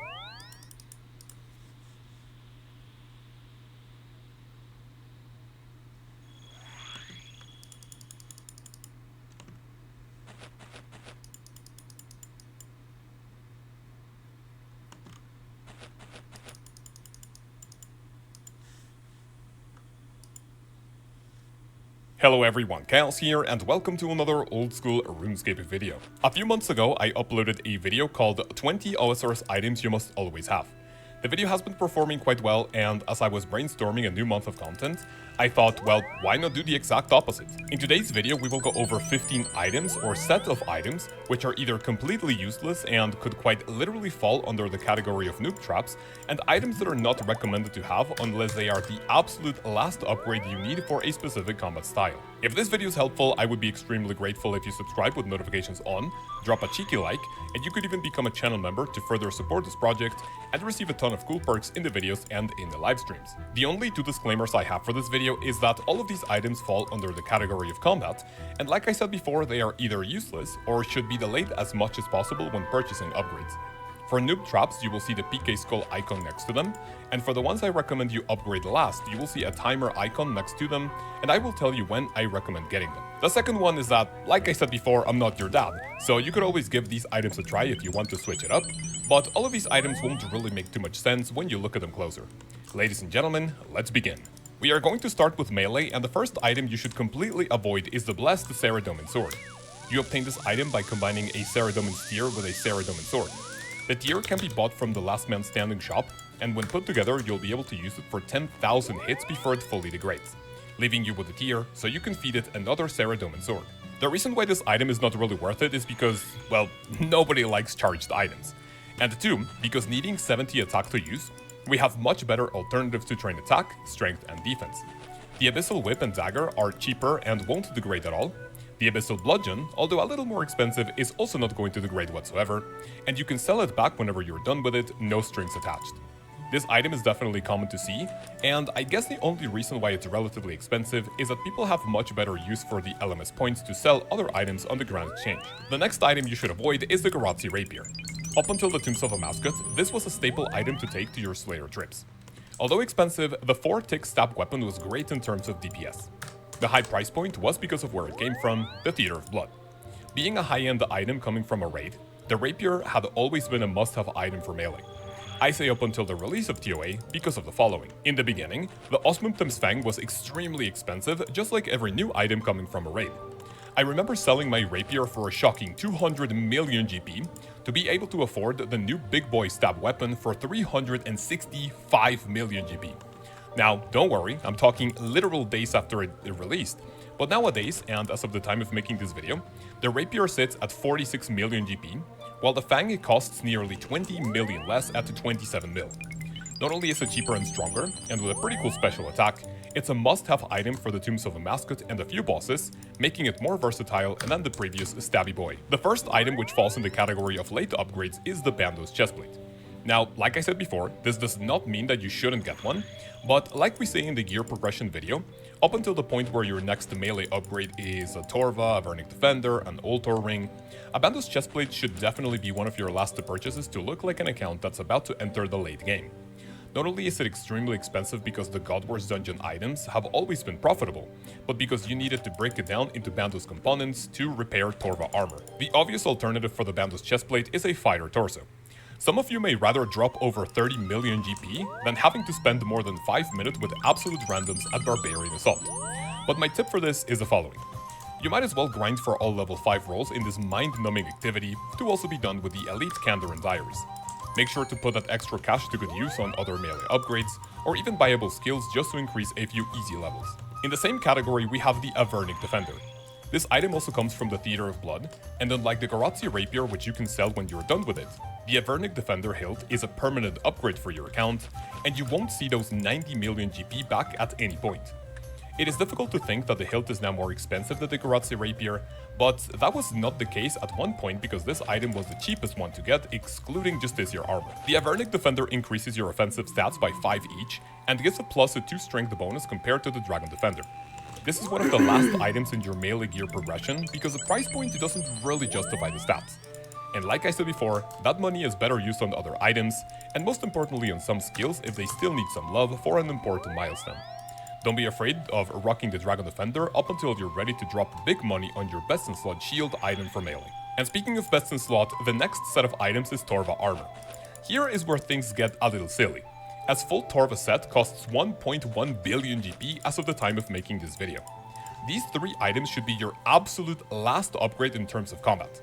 And I'm not only talking about the melee style, like in the entire road to max gear for all 3 combat styles, including special attack weapons. This means that you should get things like a Twisted Bow, Masori, Tunic in Shadow, Ancestral, Saturated Heart, and niche weapons and special attack items before Torva. The reason for this is that full Torva armor grants a total of 18 strength bonus for the helmet, chest, and leg slot. Compare that to a Justiciar Face Guard, Bandos Chestplate, and Tassets, we are looking at a 12 strength bonus in the same slots. If you pair that up with the newest best in slot ring for melee, the Ultor Ring, which provides a plus 12 strength bonus alone, and at a much humbler price of 136 million at the time of making this video, it will be a much smarter choice before you drop money on full Torva. So, save that cash and get that expensive armor at the very end. We are moving on to ranged armor, and I will start with a set of items that pretty much inspired this whole video. Full Armadillo armor is now absolute dead content for main accounts thanks to the release of Masori. Now, let me explain. Before the Tombs of a Mascot, Armadillo armor was best in slot exclusively because it had the highest offensive range stats in the game. But if you look at it, there wasn't that much of a difference between that and items like Carol or full Blessed Dragonhide. Thanks to full Masori, which provides ranged strength in the head, chest and legs a lot, Armadillo is now only useful for Ironmen looking to get Armadillo components to fortify their Masori armor coming from TOA. Instead of Armadillo, you should 100% stick to Blessed Dragonhide until you're able to afford a Twisted Bow, and then Fortified Masori. This would be the only item in the list I would absolutely say that if you see a main account wearing full Armadillo, you are legally allowed to make fun of them. Another item that deserves to be thrown in the garbage as its own is the Armadillo crossbow. Did you know that this item is dropped by Zeliana because technically it was stolen from the Armadillo forces? Oh, and because without it, the Ceradomin General would only have the Ceradomin hilt to carry the loot table. At a little over 50 million GP, the only reason why it's so expensive is because it's needed to make the Zeride crossbow along a Nihil horn.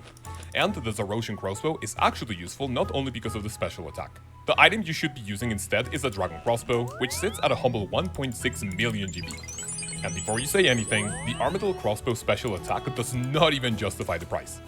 It doubles your accuracy as well as the chance of proccing both special effects, and on paper this doesn't sound bad, but more often than not, it's still going to fail miserably.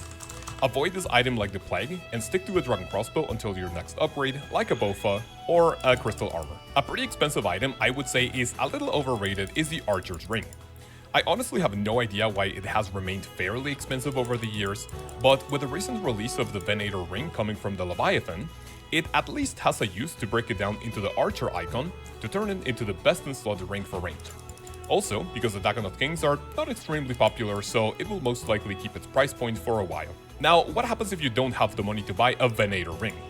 Well, we have so many more options for useful rings like a Light Bearer for more specials on the Blowpipe, a Ring of Suffering for more defensive and prayer stats, a Ring of the Gods for more prayer and the Holy Range passive effects, and if you're dirt poor, even an Explorer's Ring might be a good option. Even after imbuing it at the Nightmare Zone or other places, the Archer's Ring is now an item you should definitely skip and use those 4 mil GP somewhere else. The last item for the range slot now falls in the category of delaying it as much as possible, and it is a pair of Pegation boots. They sit at a little bit over 30 million GP, and reached a peak of 42 mil at the beginning of 2023. The only reason for this is because to make them, you need both a Pegation Crystal for Cerberus and a pair of Ranger boots from Medium Clues. Being the most sought after item in the medium casket roll, Pegation boots will always keep their high price simply because of the items needed to make them. Looking at these stats, all you get are some defensive capabilities and a weird plus a 12 boost to your ranged accuracy. Your second best option would be a pair of Blessed Dragonhide boots, which offer a plus 7 boost in the same category. If you ask me, 30 million GP is not worth this insignificant boost, so a pair of Pegation boots should be your absolute last purchase on your way to best in slot ranged, after things like a T-Bow, Masori, Anguish, and Zerite Vambraces. I would even say Torva is a smarter decision for melee compared to Pegations for ranged, but we are looking at a 1.1 billion GP difference. We are moving on to magic, and the first set of items you should avoid are wands. These items come from the mage training arena, and remain relatively expensive for what they do because MTA is only done by people looking to get over the hard Lumbridge Diary to unlock those bones to beaches. It is absolutely not a good idea to get any of them because, just like Pegations, the price doesn't really justify the bonus. The beginner, apprentice, and the teacher ones are quite literally dead content, as you're better off using an elemental battle staff to save on runes. As for the Master Wand, you'll need 60 magic to equip it, which is a lot higher than the humble Ancient Staff at only a fraction of the cost. The Master Wand should only be obtained by Ironman accounts looking to combine said item with a Kodai insignia for the quote-unquote best in slot wand weapon in the game, the Kodai Wand. And speak of the devil, the Kodai Wand is next on the list. Now, some of you may flame me for it because the Kodai is useful at places like the Inferno, TOB, or bursting and barraging through Slayer, but boys and girls, we have more alternatives for it. The reason why it's so expensive is because the Kodai insignia is a mega rare drop from Chambers, and it's not even one of the best drops on the table. It has also lost a little bit of popularity thanks to the Divine Rune Pouch, since you can just bring water runes as your fourth rune slot for spells at places like the Inferno. An obvious alternative to the Kodai Wand is a Nightmare Staff, and you don't even need to attach an orb to it. Despite having 12 less accuracy and damage, the Nightmare Staff provides the same plus 15% magic damage bonus, and can also autocast ancient magic spells. The Kore 1 sits at 95 million GB, and the Nightmare Staff at nearly a fourth of the cost at 25 million GB as of the time of making this video. The Nightmare Staff should definitely be what you stick to, along with the Toxic Trident, until you can afford a Sanguinary Staff, or even better, a Tunic and Shadow. When it comes to magic, we have a lot of great armor sets, but one set of items that you should always skip on, even if you have the level for it, is Full Enchanted. And I don't even blame you if you have never heard of this item, because they are quite literally garbage and only worn by Giga Champions. The Enchanted set is available at level 40 magic and the 20 defense, and they come from hard caskets if players are lucky to receive a piece after completing a hard clue scroll. Now, you know what else you are able to wear at 40 magic and the 20 defense? Well, any of the mystic items available in 4 different colors. Of course, they have different price points, but the blue set is the cheapest one, and even cheaper than Enchanted, even if you include gloves and boots. Other than collection log enthusiasts, the purple robes are the pure definition of dead content in old school RuneScape and should be skipped 100% of the time. On the same note, we are going to put full infinity on blast. This has one thing in common with some of the previous items, and it is that they also come from the mage training arena. Because of this, they suffer the same fate. Interesting enough items that become dead content because of the activity they come from, and we have better alternatives before and after you are able to wear them. The whole set costs nearly 7 million GP as of the time of making this video, and you need 50 magic and a 20 defense to equip it. You won't spend as many hours getting from 50 to 60, and this is where you have items such as Bloodbark at your disposal, which are astronomically cheaper. Hell, I would even stick to full Mystic because of the negligible difference in stats. At level 70 you have Aram and Dagon High, making full infinity absolute dead content. Except maybe for the boots, which are needed to make eternal boots with an eternal crystal from Cerberus. The last item in the magic category is the Seer's Ring. And just like the Archer's Ring, even when imbued, it doesn't even justify the price point despite being severely cheaper compared to the other Dagonot King's uniques. Now, the item has seen an increase in popularity because it's needed to make the Magus Ring, which is a new best in slot magic thanks to the release of Desert Treasure 2. On its own though, it's going to be a pretty useless purchase compared to other items. If you look at the ring slot table for magic bonuses, we don't really have a lot to work with. This year's ring provides a +6 magic accuracy, whereas a Ring of Shadows, a Beacon Ring, and a Lunar Ring provide +5, 2, and a 2 magic bonus respectively. And let me tell you, magic is already pretty busted, so these numbers mean quite literally nothing. You could go by with an imbued Seer's Ring for a little bit, but honestly, I would rock either a Brimstone Ring, which is useful for all 3 combat styles, or even an Explorer's Ring if you don't have a ton of cash. Ladies and gentlemen, we come to the final part of the video, and this one might sound silly, but do not, I repeat, do not buy 3rd Age items under any circumstance. All of these are mega rare items coming from clue scrolls, and the only reason why they're so expensive is simply because of how rare they are. The only useful item was a 3rd Age bow, up until the release of the Venator bow, as Barbarian Assault Enjoyers swapped to it as a much better alternative. The only reason why you would ever want any of these items is if you have absolutely every single combat and niche item you would ever want. And of course, if you have all of your buyable skills up to 99 or even 200 million experience. 3rd Age items are simply cosmetic items whose purpose is to show wealth, or that you fell for the trap of purchasing an expensive item, thinking it would be useful for your adventures. Boys and girls of all ages, we made it to the end of the video. Thank you so much for coming and for making it this far.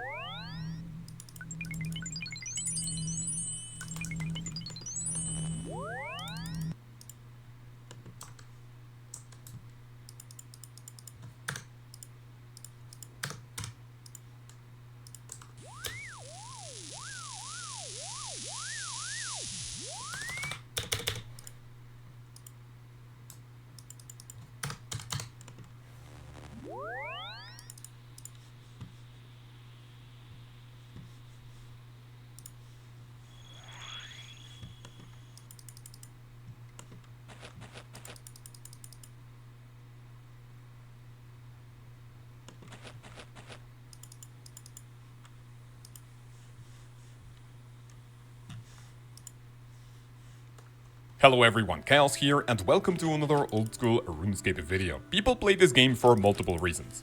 AFK gains, slay monsters, go raiding with friends, make a lot of money, and questing, just to mention a few. Whatever you end up doing, one thing remains true.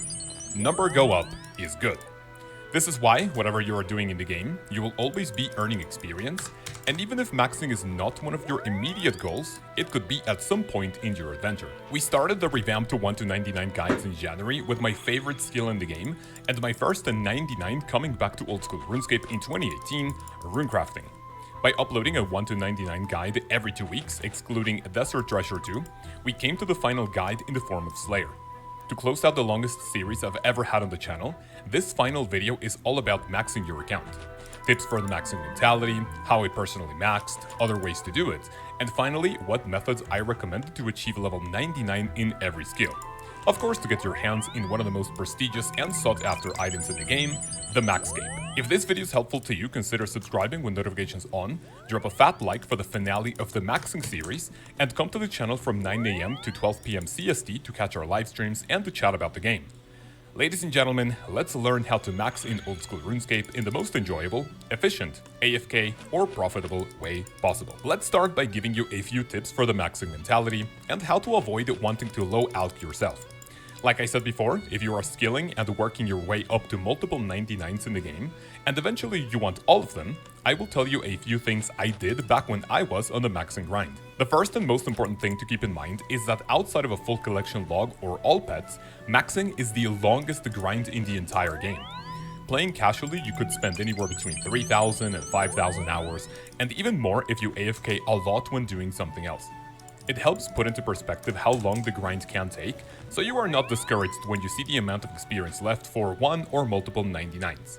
Just take it slow and at your own pace. A tip I have mentioned multiple times is that you could gamify your gains to get the grind over with quicker, or just do it without noticing.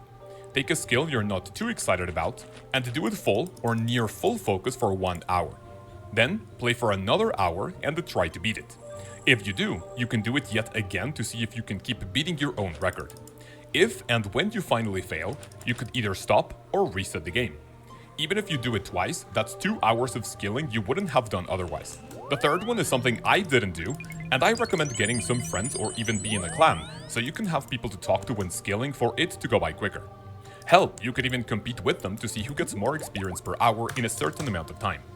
You can join our clan, simply called Chaos, to have people to talk to.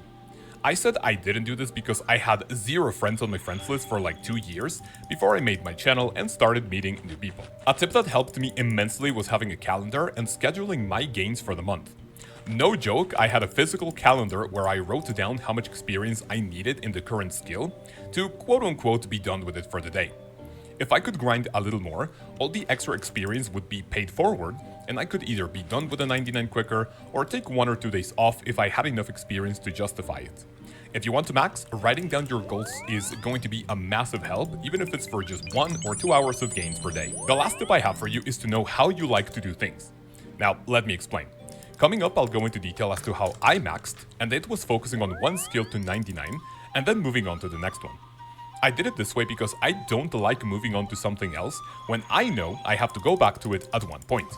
For you, this could mean getting one level to 90, and then another one, and then another one, and so on, for you not to burn out. Always keep in mind how you enjoy doing things for the max and grind, not to become too annoying. Of course, these are just a few things I recommend, not only for the max and grind, but also to achieve any 99 or any goal you want in the game.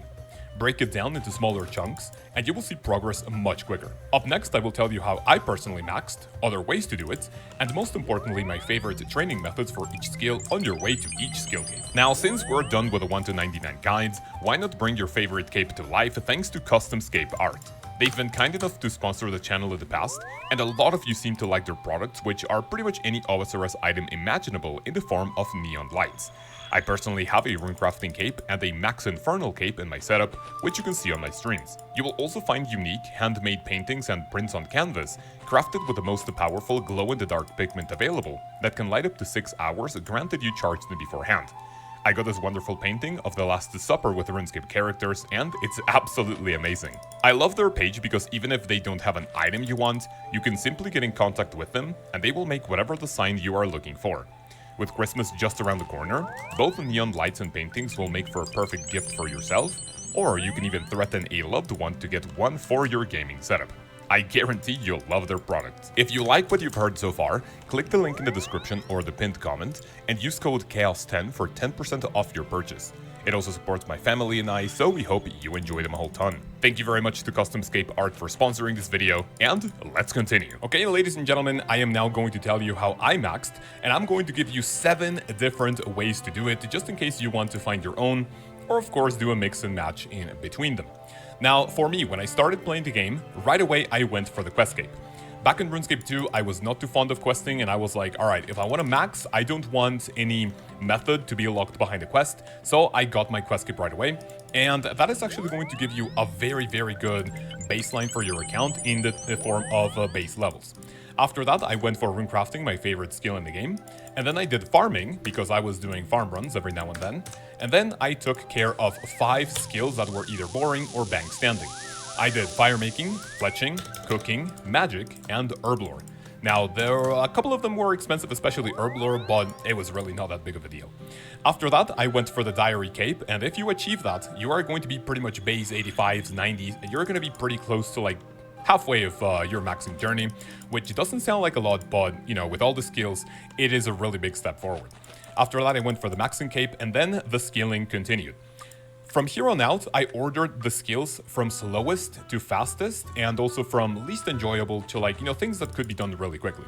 The order in which I did this was mining, fishing, agility, woodcutting, ranged, smithing, prayer, HP, construction, hunter, crafting, weaving, and then it was all about, well, not really, but I'll get to it in a second, I got 99 Slayer, Defense, Strength, and Attack.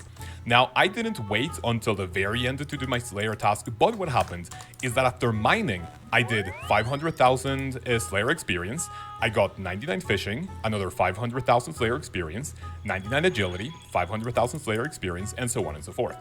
I did it this way because at the end of all my skilling, you know, all the way up to thieving, I was going to be almost done, and I only had like maybe anywhere between 500k and 1 million Slayer experience left, and by the time I got 99 Slayer, I was extremely close to defense, strength, and attack. Attack was actually my very last 99 in the entire game. I have a very nice and emotional video for my maxing, for my maxscape here on the channel. It is extremely old, you can go check it out, but that is how I maxed. So basically put everything from least to most enjoyable, to from slowest to fastest, and then order it in a way, and then you can even sprinkle in between any other skill that you don't like.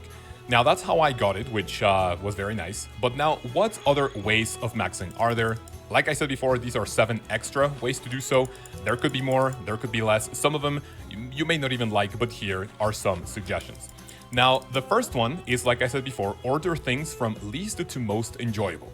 First, you have to try all the skills, and I recommend you doing things with, let's call it an end game method. Now, what this is maybe not something you could do at 90, 95 plus, but something you would be comfortable doing from whatever level all the way to 99.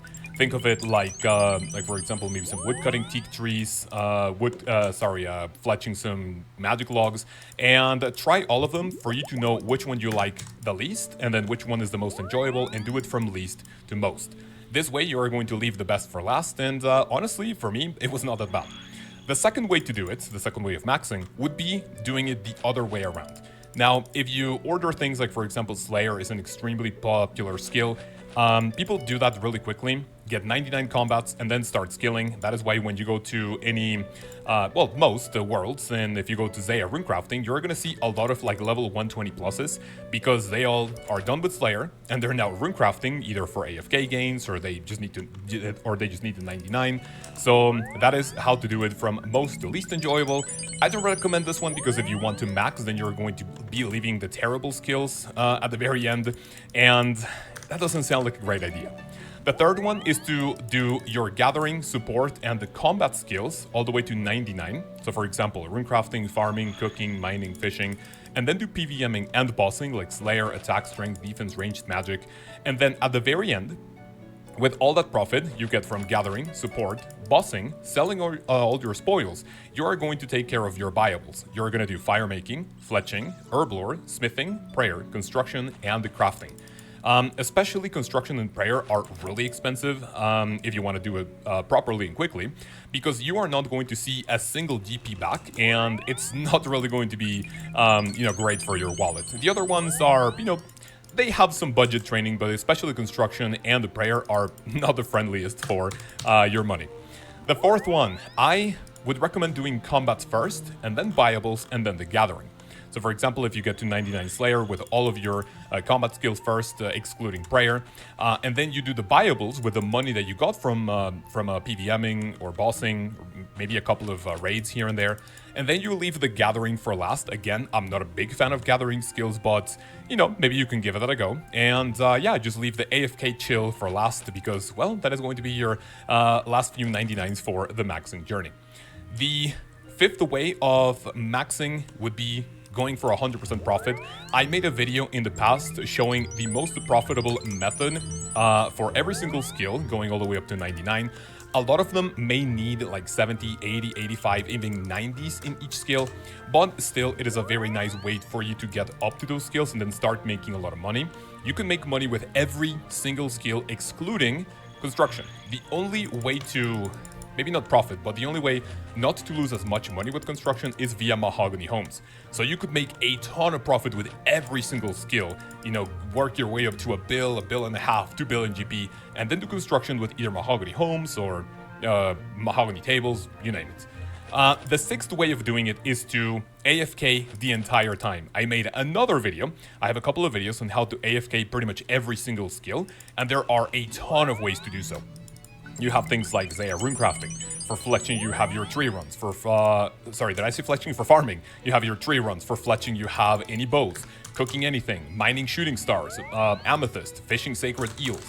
There are so many AFK methods that are great for experience, and you don't even have to pay a lot of attention. So yeah, I recommend you watching those videos for all profit or all AFK, and of course try to see which methods you like the most. The last one is not really recommended, and I shouldn't really include it because it's not doable for a quote-unquote normal player. And by that I mean, if you look at the world record speedrun for the Maxing Cape by Hebox Young, hopefully I'm pronouncing that correctly, he was able to max his account in 771 hours.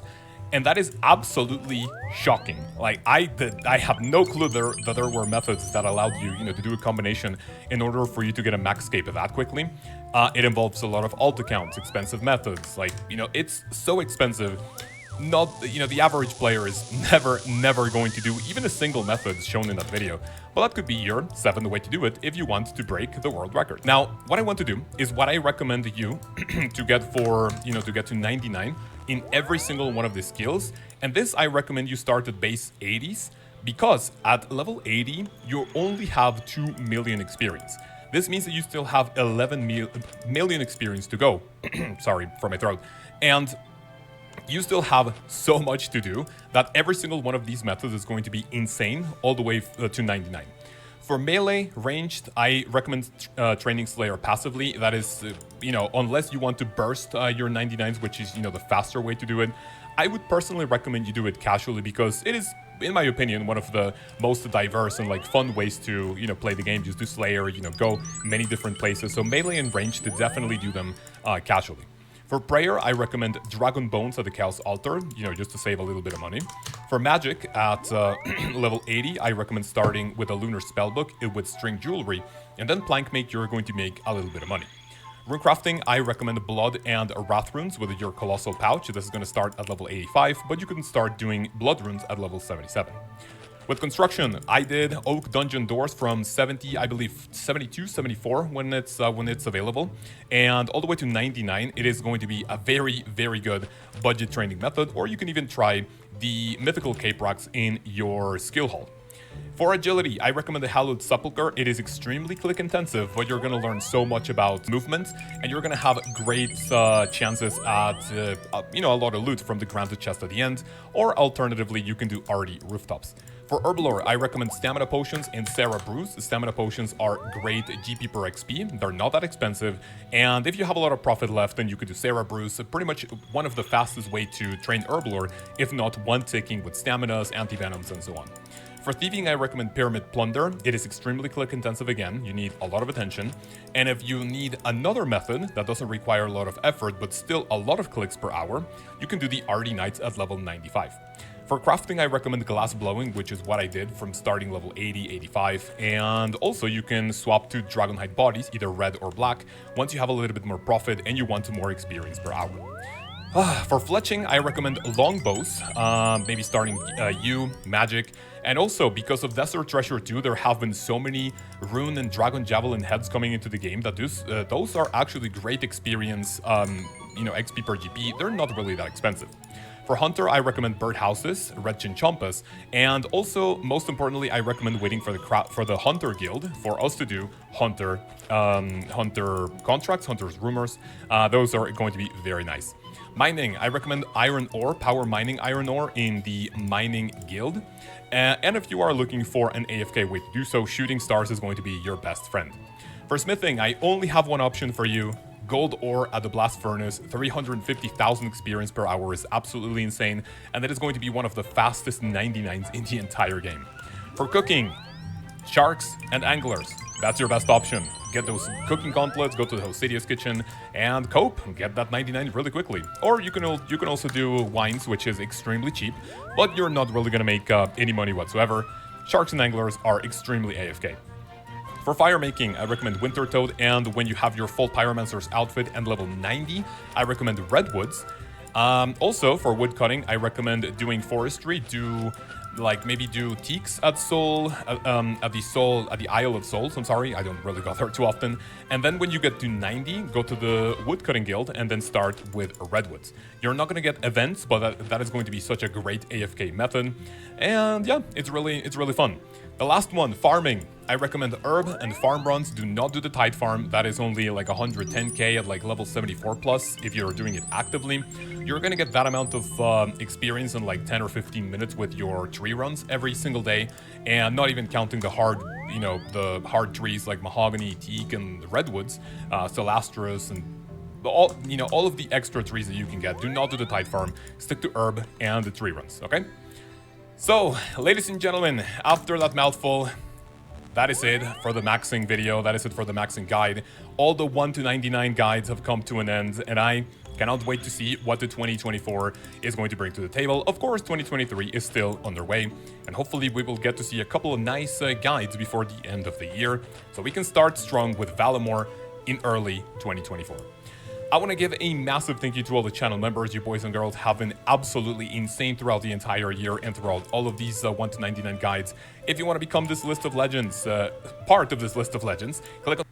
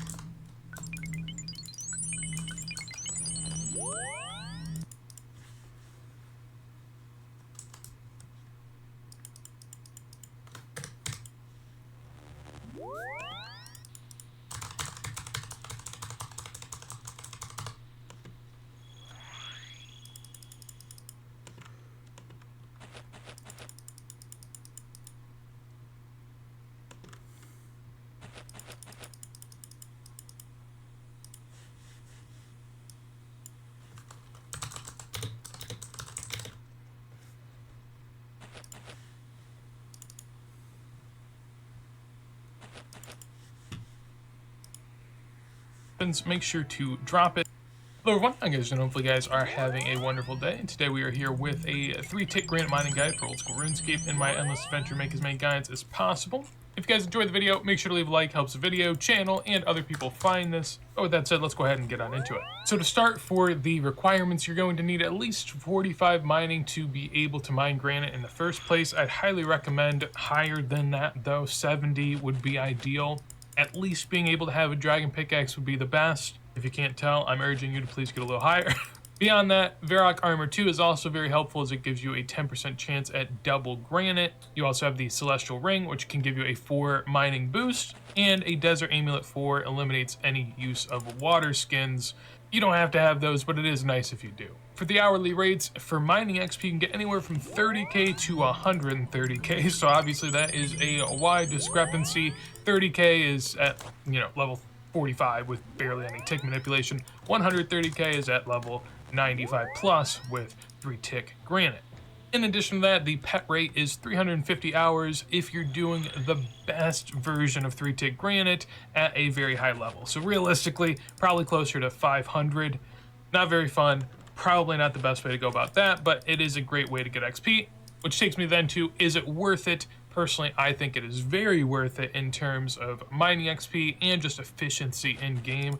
Definitely worth doing. Now, can you bear to do it? Do you enjoy doing it enough? That's going to have to be a question we answer ourselves. But before that, we're going to need to know what items we need to bring. So as far as the gear, pretty simple stuff. Essentially, bring Prospector Armor and a Varrock Top if you have Varrock Armor 2 or higher. In addition to that, best pickaxe you have. I have an Amulet of Glory to be able to get there. And if you don't have Prospector yet, make sure to bring Desert Robes to eliminate the use for as much water as possible. Then you could also bring a hit points cape and a regen bracelet if you have access to both of them. If you have both of them, then you won't need any sort of water skins because you'll be able to out heal the thirst damage.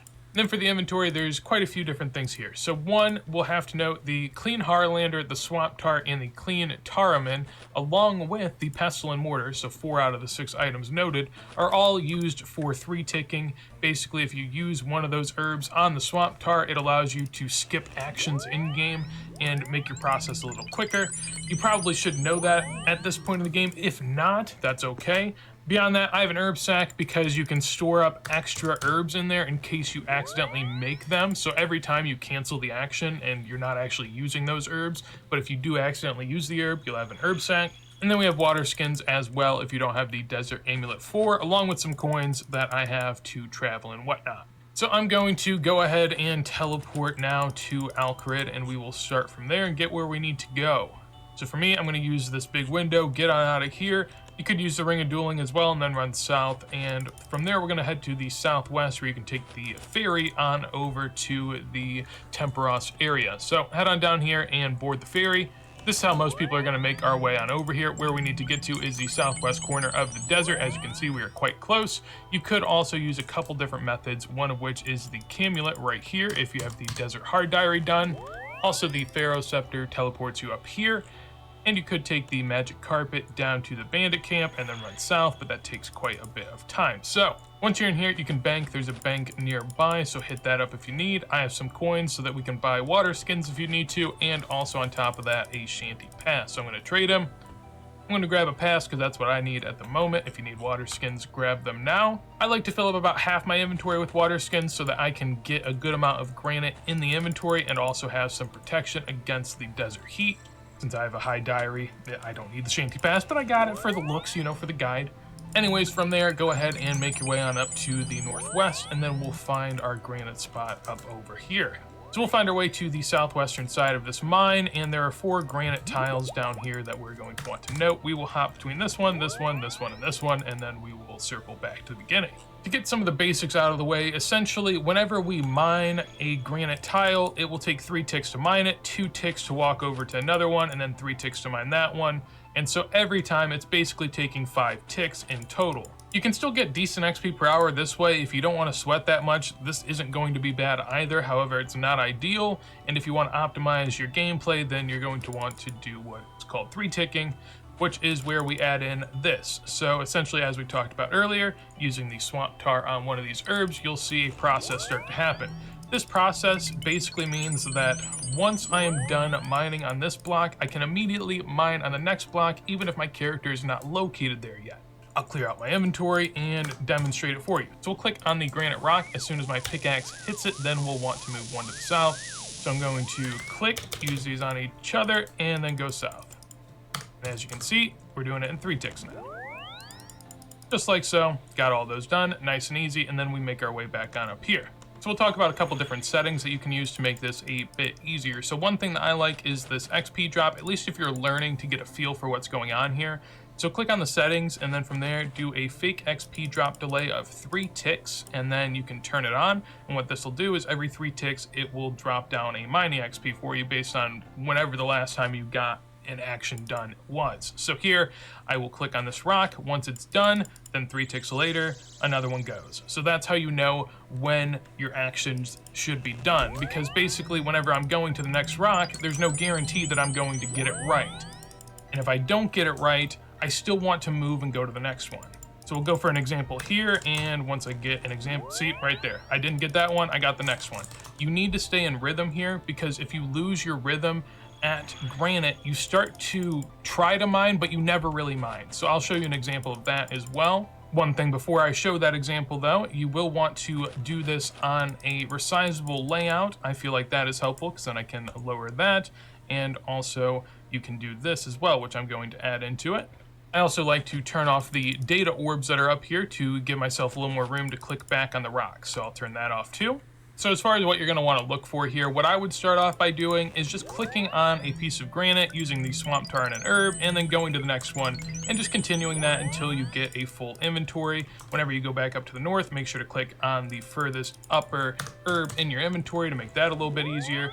And if you don't end up hitting anything, make sure to keep on moving every 3 ticks, because if not, you will lose your rhythm and then you won't be able to 3 tick anymore. It just lost it right there. And as you can see, didn't work for me. Gonna have to wait. Eventually, you can pick back up on when that 5 tick timer is going to hit, because basically if you go out of rhythm, you just have to wait 5 ticks and then you can catch it back on the 3 tick. But it's really hard and really takes just a lot of getting used to be able to do that. So as I said, just early on when you're learning it, don't worry about dropping anything until you get a full inventory. If you want to bring less water skins so then you can have more time to not worry about dropping, that's up to you, go ahead. If you fall out of rhythm, the easiest thing that I can say that I do to get back into rhythm is just go ahead and pick up a piece of something underneath you. So I'll pick up something and then that will stop any animation I'm doing. It allows me to then realize when I'm getting back into all this. So continue doing that until you feel comfortable, and then at that point we're going to want to incorporate dropping items into our rotation as well. Typically I'll only drop when going to mine these 3. I won't drop when going to mine this one since it's a little harder to reach and then drop. One thing of note with this as well is if you hold in shift on the Runelite client and then right click your items, you can change what their shift click is. So right now I'm holding shift and I can swap this to whatever I want. It's currently swapped to use. So instead of dropping this, I'll use it. Same thing goes with the Harlander and the Tarman. So I can hold shift this whole time, and essentially I will be able to then use these together and then drop something else. Now I've accidentally made the tar, which is something we did talk about earlier. So if that happens, make sure to drop it. And then from there, you can open up and empty your herb sack. I have too many Tarmen, so I'm going to have to make some extra room. And there we go. There's some Harlanders in there. I'm going to clean one, just one, and then fill it back up, and you're good to go just like that. So say, for example, my inventory is getting pretty full right here. I'll click on this rock, and then I'll use these 2 together. I'll drop 2, and I'll click again, and then we just keep doing that as we move. Once you get the rhythm for it, it is pretty simple. Use the 2 together, drop 2, click again, and just continue that going down. Now the other way I like to drop them is when I'm down here. I'll click on this one and then I'll be ready to use those 2 together. We'll use the 2 together and then I'll go up there and click on that one. Just like that, we keep on going. And really at that point, it's just a process of working on putting that all together and doing it over and over and over again. There will be a lot of struggles along the way, but over time, you'll get better and better at it. Even personally, I struggle at it still, even though I know what to do. Sometimes my clicks just aren't on point. Eventually, if you're doing this enough, you'll get it. It'll start to kind of click for you. And then from there, you'll be able to get the best mining XP in game. That's going to be it for me. Hopefully you guys enjoyed the video. If you did, make sure to leave a like. In addition to that, if you want to see more videos like this, as soon as I go live, make sure to subscribe. And there's also a clan chat.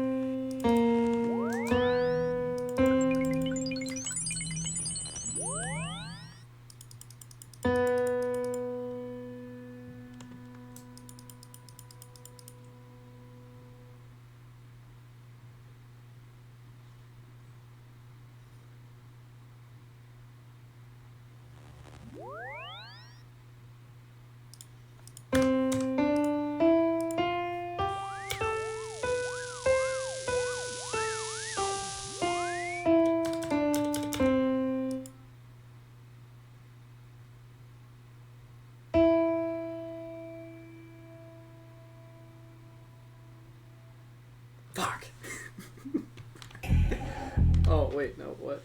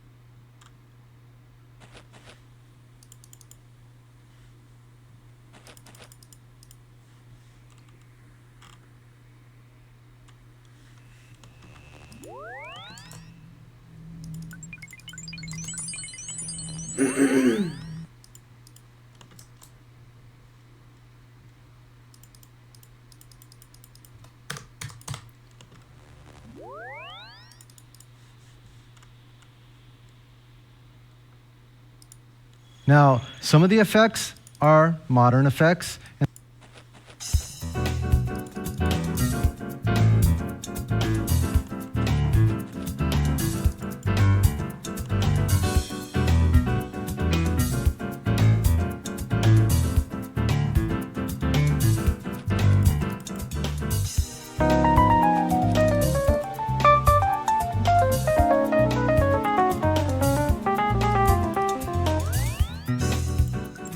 Hi, I'm Scott from Roland, and I'm here at Craft Music today, and I get a chance to show you the RD2000. And for some great deals, check out the Craft Bundles.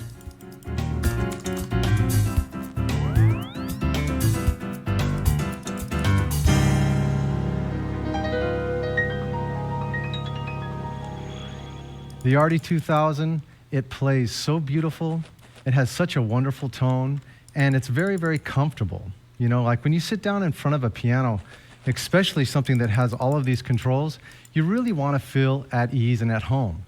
And that's one of the great things about the RD2000. Everything is so intelligently placed, and it just is a remarkable sounding instrument.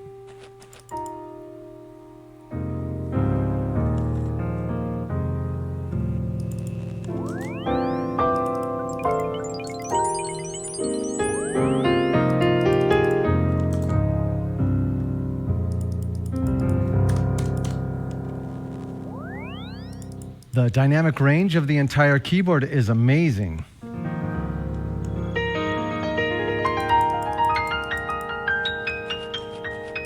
In every single range, the clarity is incredible. Also, it's the very velocity sensitive. It captures every nuance.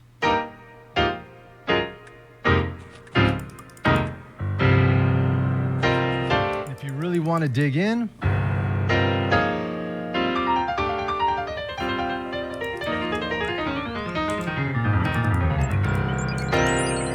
can really do that as well. Of course, I'm just playing a couple of the piano sounds. This one is a deep concert grand.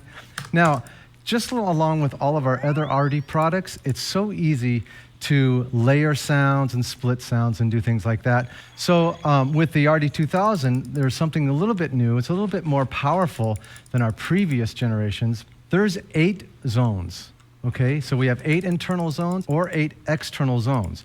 And it's very, very easy to understand because the internal zones are marked in red. Let you know what's going on, and you could turn them on, control the volume, or other parameters you can assign.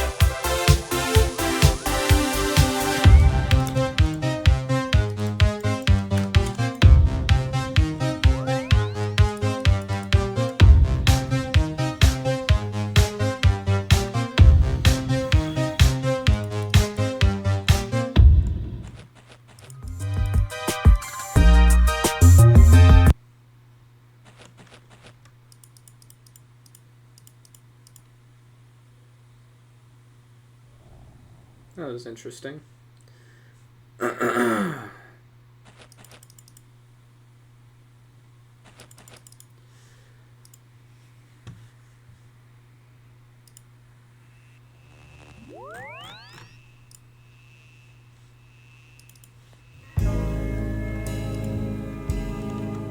my god, you bitch.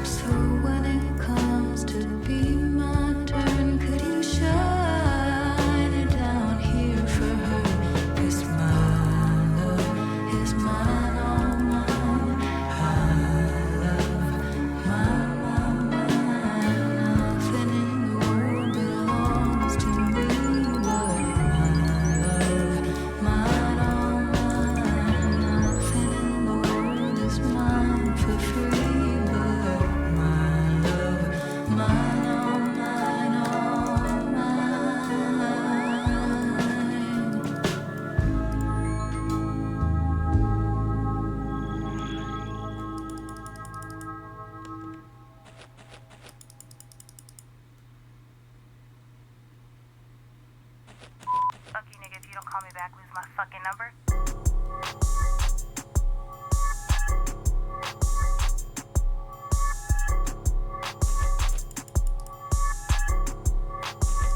Hold up, ayy, smile, ho. Take a picture with me. I drive solo when my gas is on E. Cause if I get pulled over, then there's a problem. Baby King got issues and money can't solve them. Ayy, I got a bitch that love to do the extras. I pull a bad bitch whenever I want. Ayy, I keep a kickstand, rock band in my trunk. Ayy, Baby King just humbled a model. Not a fake one, a real one, don't stunt. Instagram pics, that's just a front. Little bitch, you ain't getting no content. Flex up, why my check? Bought a necklace, I wrecked it. Hoes in my backseat, fuck, I gassed it. Ayy, ballsy, target practice bullseye. Nigga, it's just you and I. Ayy, die for my bitch. Die, die, die, die, die. Ayy, yeah. Hold up, ayy, first things first, when I pop, I'ma get your hoe thirsty. I sign my paycheck in cursive, unworthy. Hoes in the VIP, always talking about my fashion. I tell her watch her tone, Baby King ain't no virgin. Bitch, I don't have insurance till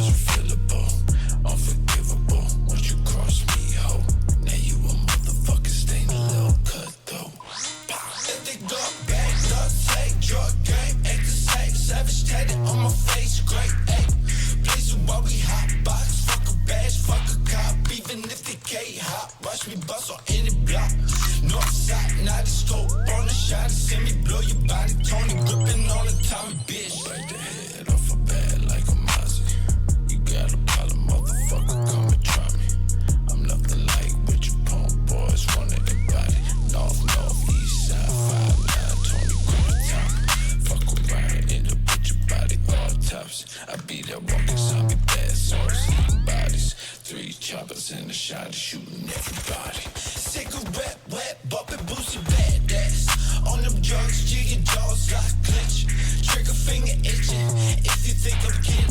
Smoke leaking from the sticky that we smoking, boy. Fuck a backwoods, which is what I use, boy. Smoke what I choose, do what I wanna do. Motherfuck you and your punk friends too. Long leg, long edge, bitch, I like the sting. Smoking potent, thinking I'm the chosen one, bitch, I'm a king. I can hear my dead homie sing. Now my eyes always hurting, wiping tears with diamond rings, yeah. Hey. Hold up, fuck, boy, who the fuck said we cool? Man, I quit smoking with hypebeats back in 2002. What it do, motherfucker, I'm a fool. We been the champions, going to McDonald's, and you got a problem, then you better move. From the womb to the tomb, busting out early, busting out soon. Like on the city, I'm back on the 30s, in about 20 minutes, we'll be on the moon. Drugs got me fucked up, slugs got me drugged up, fuck. Slap my face against a pill to crush shit up. Government ID helps me get high, seeing stars in the mirror like I'm looking with a pipe in. Lime green paint, but the rims looking sparkly. Mighty sloppy, might be cocky, am I in the right? Say highly unlikely, and I'm willing to fucking bet. Leave a pussy wet, then I leave a pussy wet. I'm a fucking vet, I'm a motherfucking threat. G59 will make you sweat. I don't give a fuck, it's my fucking epithet. Lace up, I knock you dead, gang. Speak me, yeah, devil's gang. 7 more by the leg to my death.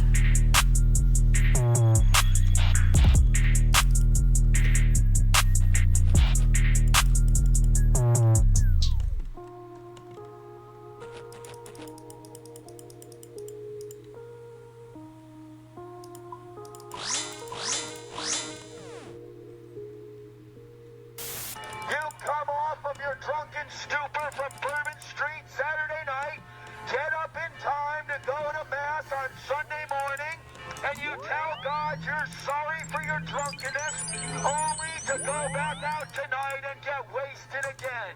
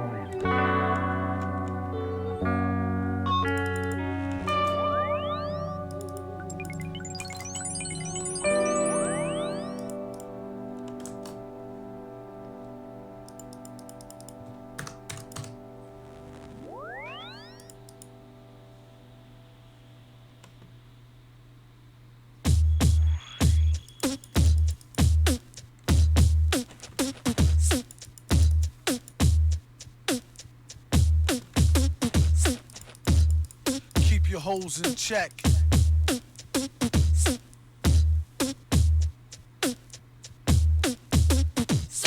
I got this girl and she wants me to duke her. I told her I'll come scoop her around 8, she said.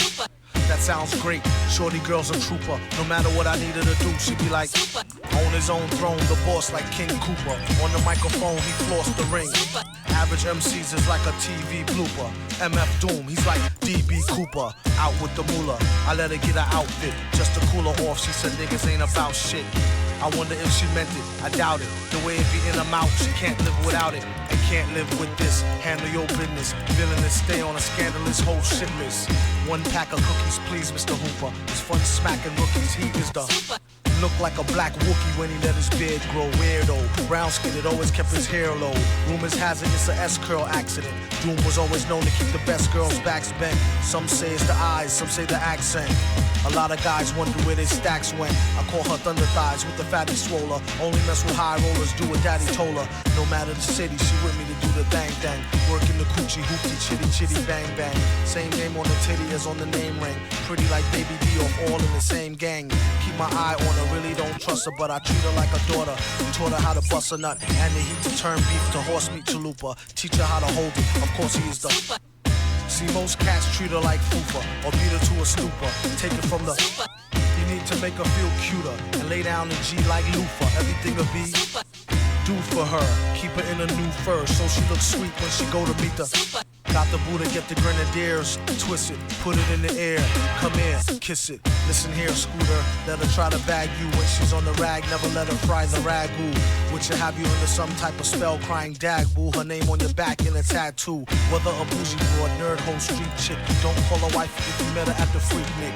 You don't want her, don't waste her time, I'll dupe her. And be a father to your child like the... He keep his hoes in check, sends them out to get glows from all frozen necks. Tell him take his clothes, leave him posing naked for real. Better yet, get him for the check off the record deal. Find out where he keep the tech and the blue steel. Make sure for extra rec, let him know how you feel. And while he's running down to All-Star Weekend to ball, I'm coming with the U-Ball.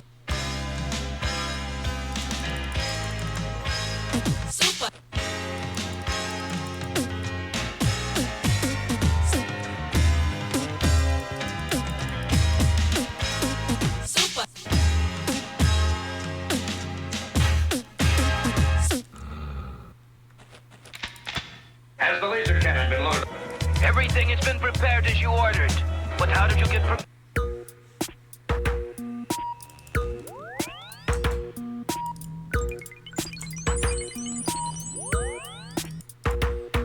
I'm a scary gargoyle on a tower that you made with plastic power. Your rhinestone eyes are like factories far away, where the paralytic dreams that we all seem to keep drive on engines till they weep with future pixels in factories far away. So call the mainland from the beach. Your part is now washed up in bleach. The waves are rising for this time of year, and nobody knows what to do with the heat. Under sunshine pylons we'll meet while rain is falling like rhinestones from the sky.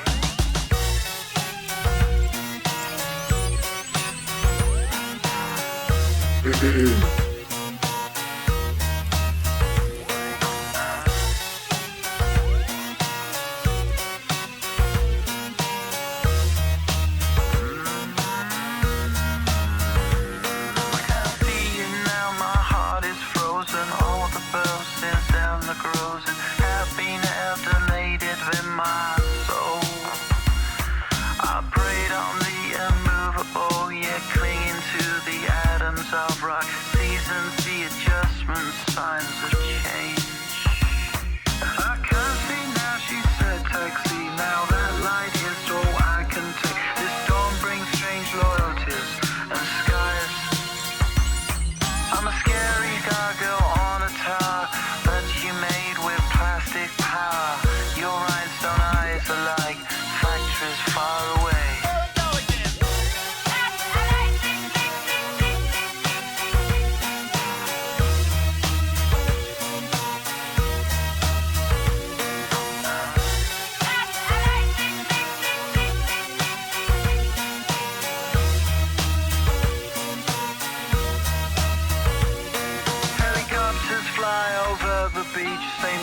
every day, same routine. Clear target in summer when skies are blue. It's part of the noise when winter comes. It reverberates in my lungs. Nature's corrupted, infatuous far away.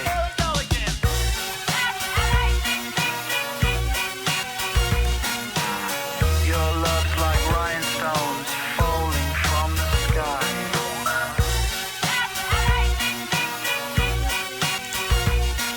We're future pixels, factories far away.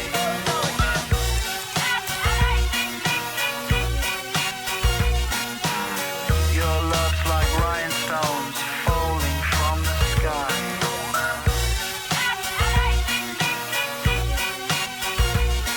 We're future pixels, factories far away.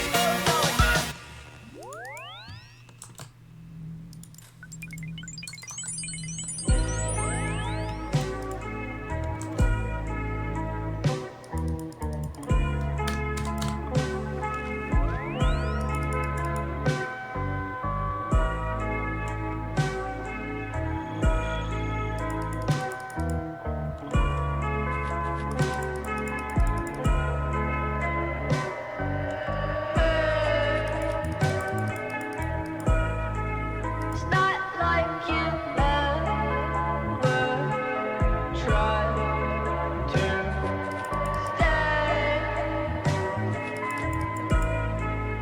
Sometimes it seems like I'm in your way. That's how it seems.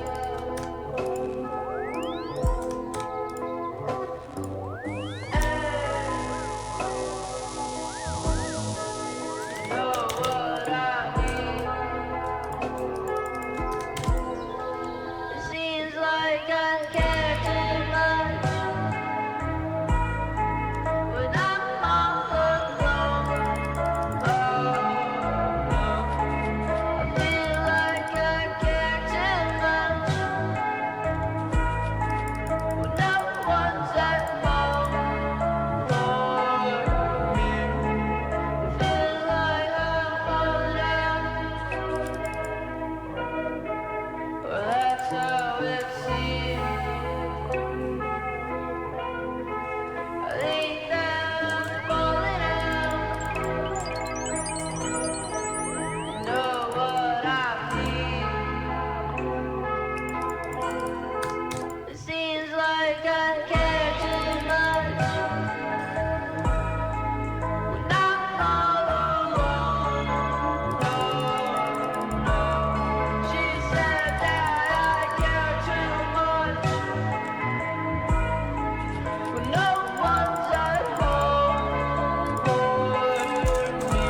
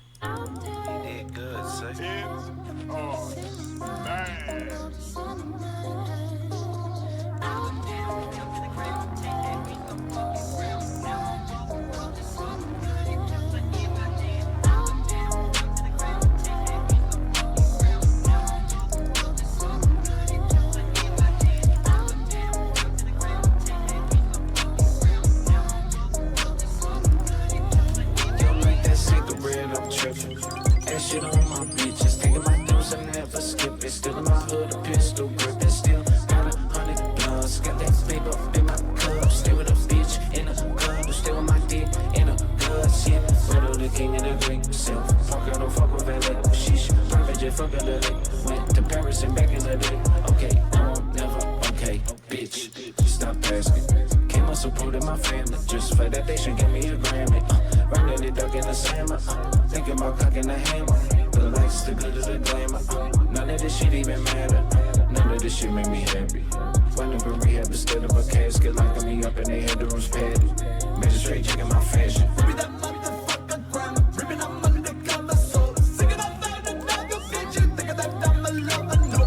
Reason I keep on shrugging. Flawless cash, let's keep on coming. Only we get beat from bugging. Different. Singing out more destruction. I'm a promise of time. But I never know that these bitches want me to fly your mouth just because I am the glow. All these fine boys wanna be me, but they keep it on the low and talk shit about me and my cousin while we down and through I go. All this fame is such a curse. Sometimes I wish I wasn't close. Watch me raise the fucking dead next time I'm off stage at a show. Haunted, haunted, haunted, haunted,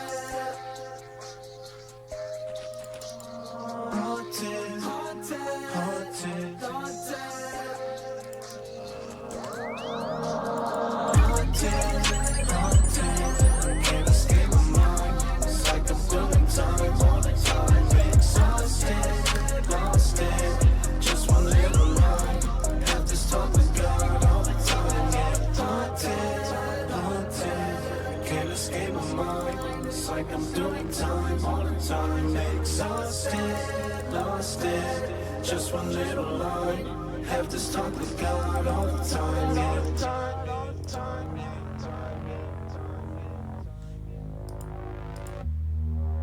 All the time, all the time.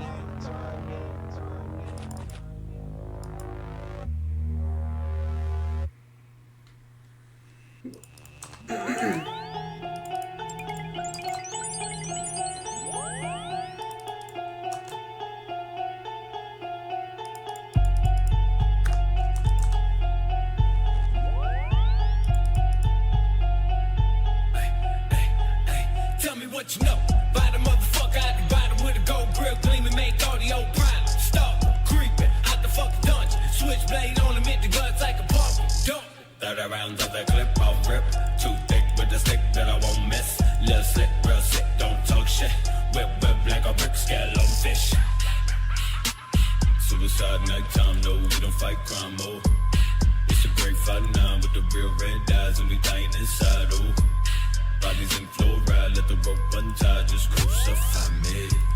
Young Christ wrist likes the balls on nice and you know right. Ruby was a motherfucking reject, then I come on wrist and never motherfucking reject. Still broke, get the motherfucking rejects. Roll hoes, asking if I see a ghost, tell I know I just keep broke. In the reblock, keep chop, in the deep dark, 3 feet the rock, beat off, slay the fucking sheep, soft, deep fuck. If I hate myself and then I get the seed up, root, be a fucking deep fuck.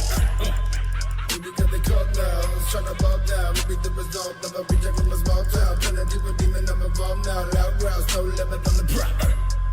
Stick the fuck back hole, slay the whole pack hole, take the blue black hole. Soon I will shed this kid, turn to the devil, then I'll never reminisce.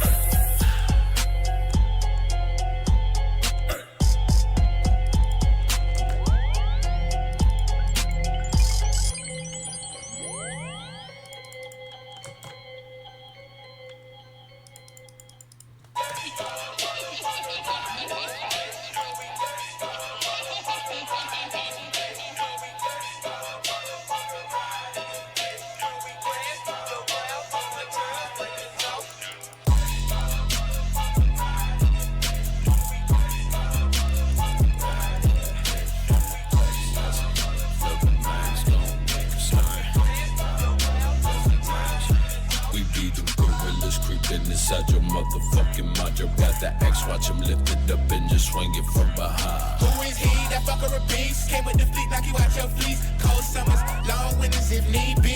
Fuck the world with your boss D. Demons around me, I'm drowning, I'm feeling Barobians, giving out hope against God of the season, they dream, but we out in the feeding the We start a fucking riot, don't try me, I strike like lightning. Tyson, drive-bys riding the bikes, man, I'm sweating murder, exciting. I'm expediting your life, and we multiplying. Alliance, you biting, well, I'm the liar. Welcome to hell, I'm your guidance. Hold on, call on me.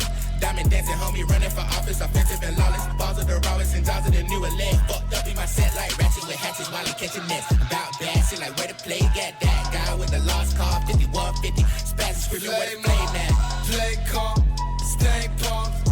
Pop a pill to the fucking pain. Gone slaying your chain flop. Same song, change long, made race, come train, come slate and bras, race strong. Dirty, nasty, ugly, nanny. Try to that way, Mr. Pop off on the planet.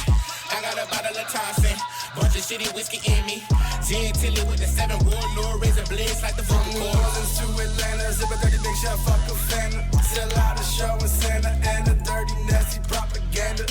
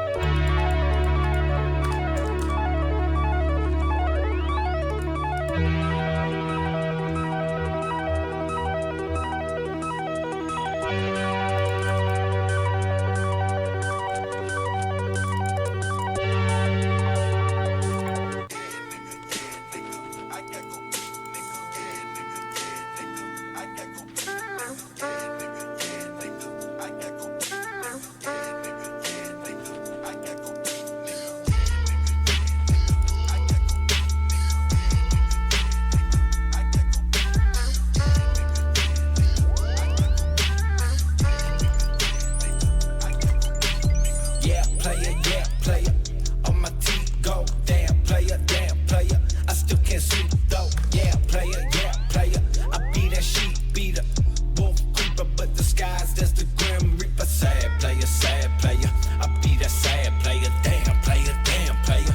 Thought you was money making. Yeah, player. Don't change that, I'm forsaken. Great player, third razor. Left at you bitches hating. Yeah, player. My people's dilating, dope shot up in my veins. I'm feeling nauseated, lawbreaker.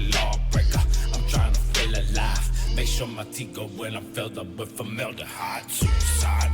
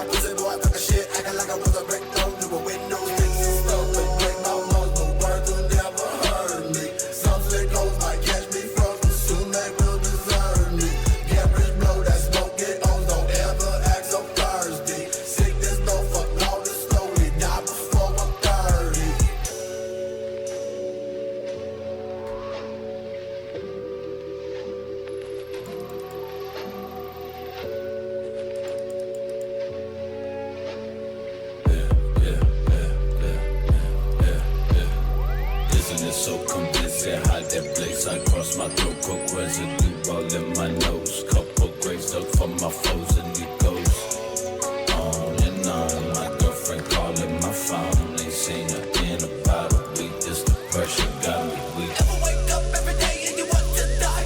Life goes good, can't figure out why.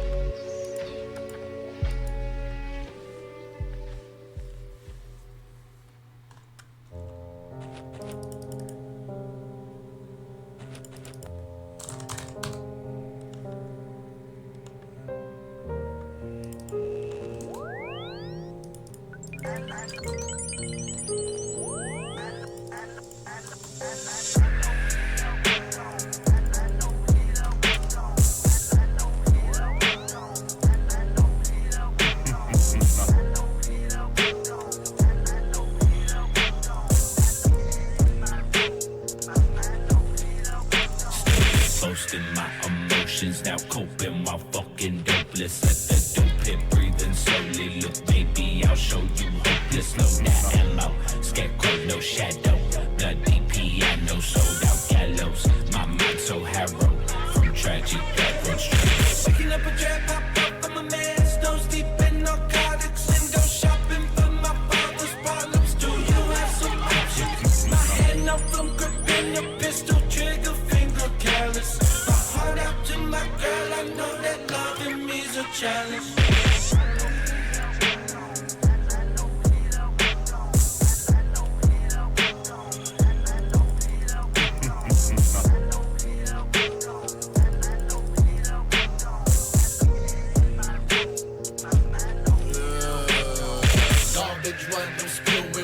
Sluggish how I'm moving. Dope is what I'm choosing. If you ask me how I'm doing, I'll be cruising, coasting, using, dosing. Just don't overdo it. Hoping I don't fucking lose it. Rope in hand, I'm tired of losing souls. Under the night blacked out, lying on the bathroom floor. I ain't gon' back out, I ain't gon' lash out. I guarantee I'll have some more. I'm the desert in the void, head first. Ain't tryna avoid said thirst. I'm tryna enjoy that worst things about me. I feel like I've hit rock bottom.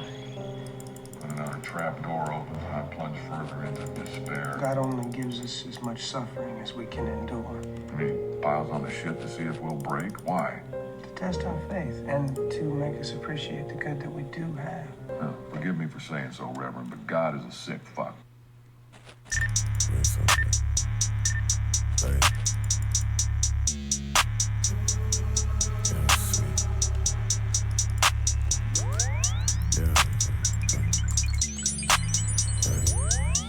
Tell me that she wanna ride me through the night, then call me back. I like how she riding, cause she take that shit all in that bag. I got bands in my pants and I'm dancing. I'm like, man, you a fan, why you snapping? You brought a place, oh, I'm like, baby, you my Novocaine. I don't even know you, swear to God, bitch, how you know my name? I'm like, damn, why you mad? I'm the god, nigga. I'm so sorry, check that shorty, she's a gold nigga.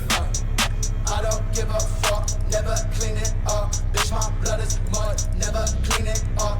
Enter the chamber of love, set it on fire and run. Bitch, I'm buzzed up when they come to the drugs. I was sit here, they get fucked up and then die. You don't want me bitching the things that you do with the line. I ain't a socialite, I'm staying home tonight. Maybe another night, trying to get me down my mind. Never thinking with a super mind, so I might guess that she left me for the same reason she loved me. So love fucking doesn't that she don't trust me. Slap me across my face, she said, well, you disgusting. Baby girl, I got money, ain't no need for disgusting. But me never call her reckon, I don't think she bluff. That she wanna ride me through the night, then call me back.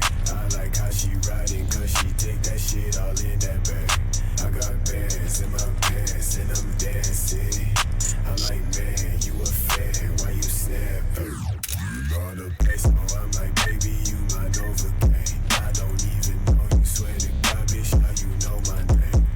I'm like, damn, why you mad? I'm the god, nigga. I'm so sorry, check this.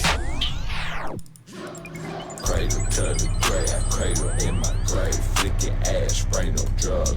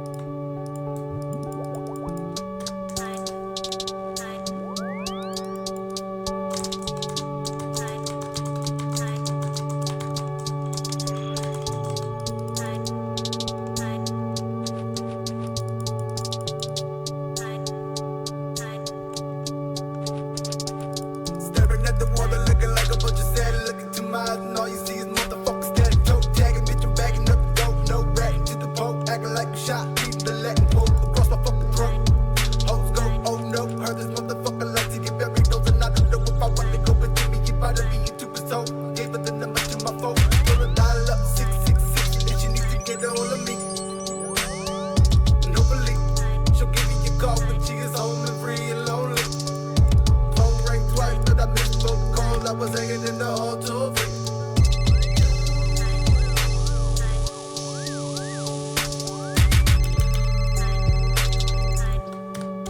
Hello.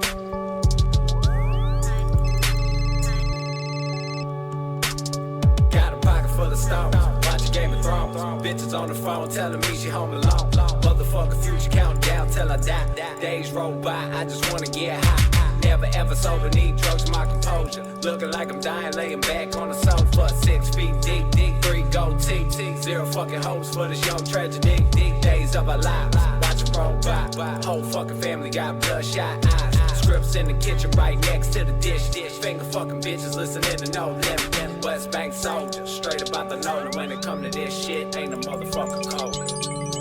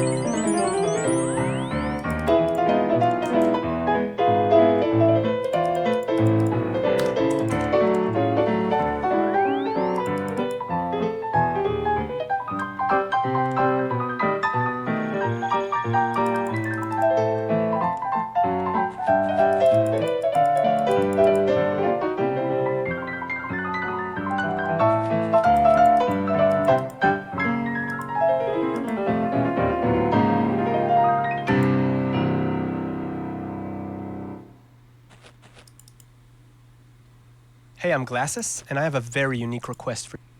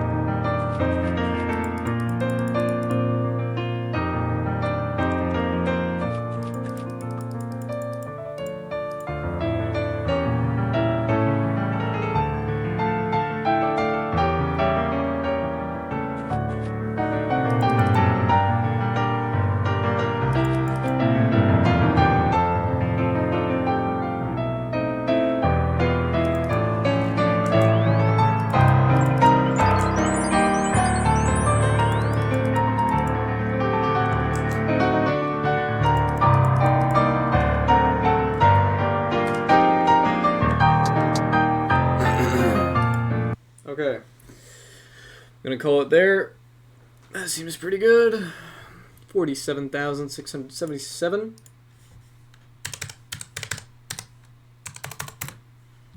Decent chunk of change right there. Right here. Okay. Yeah, that's about it.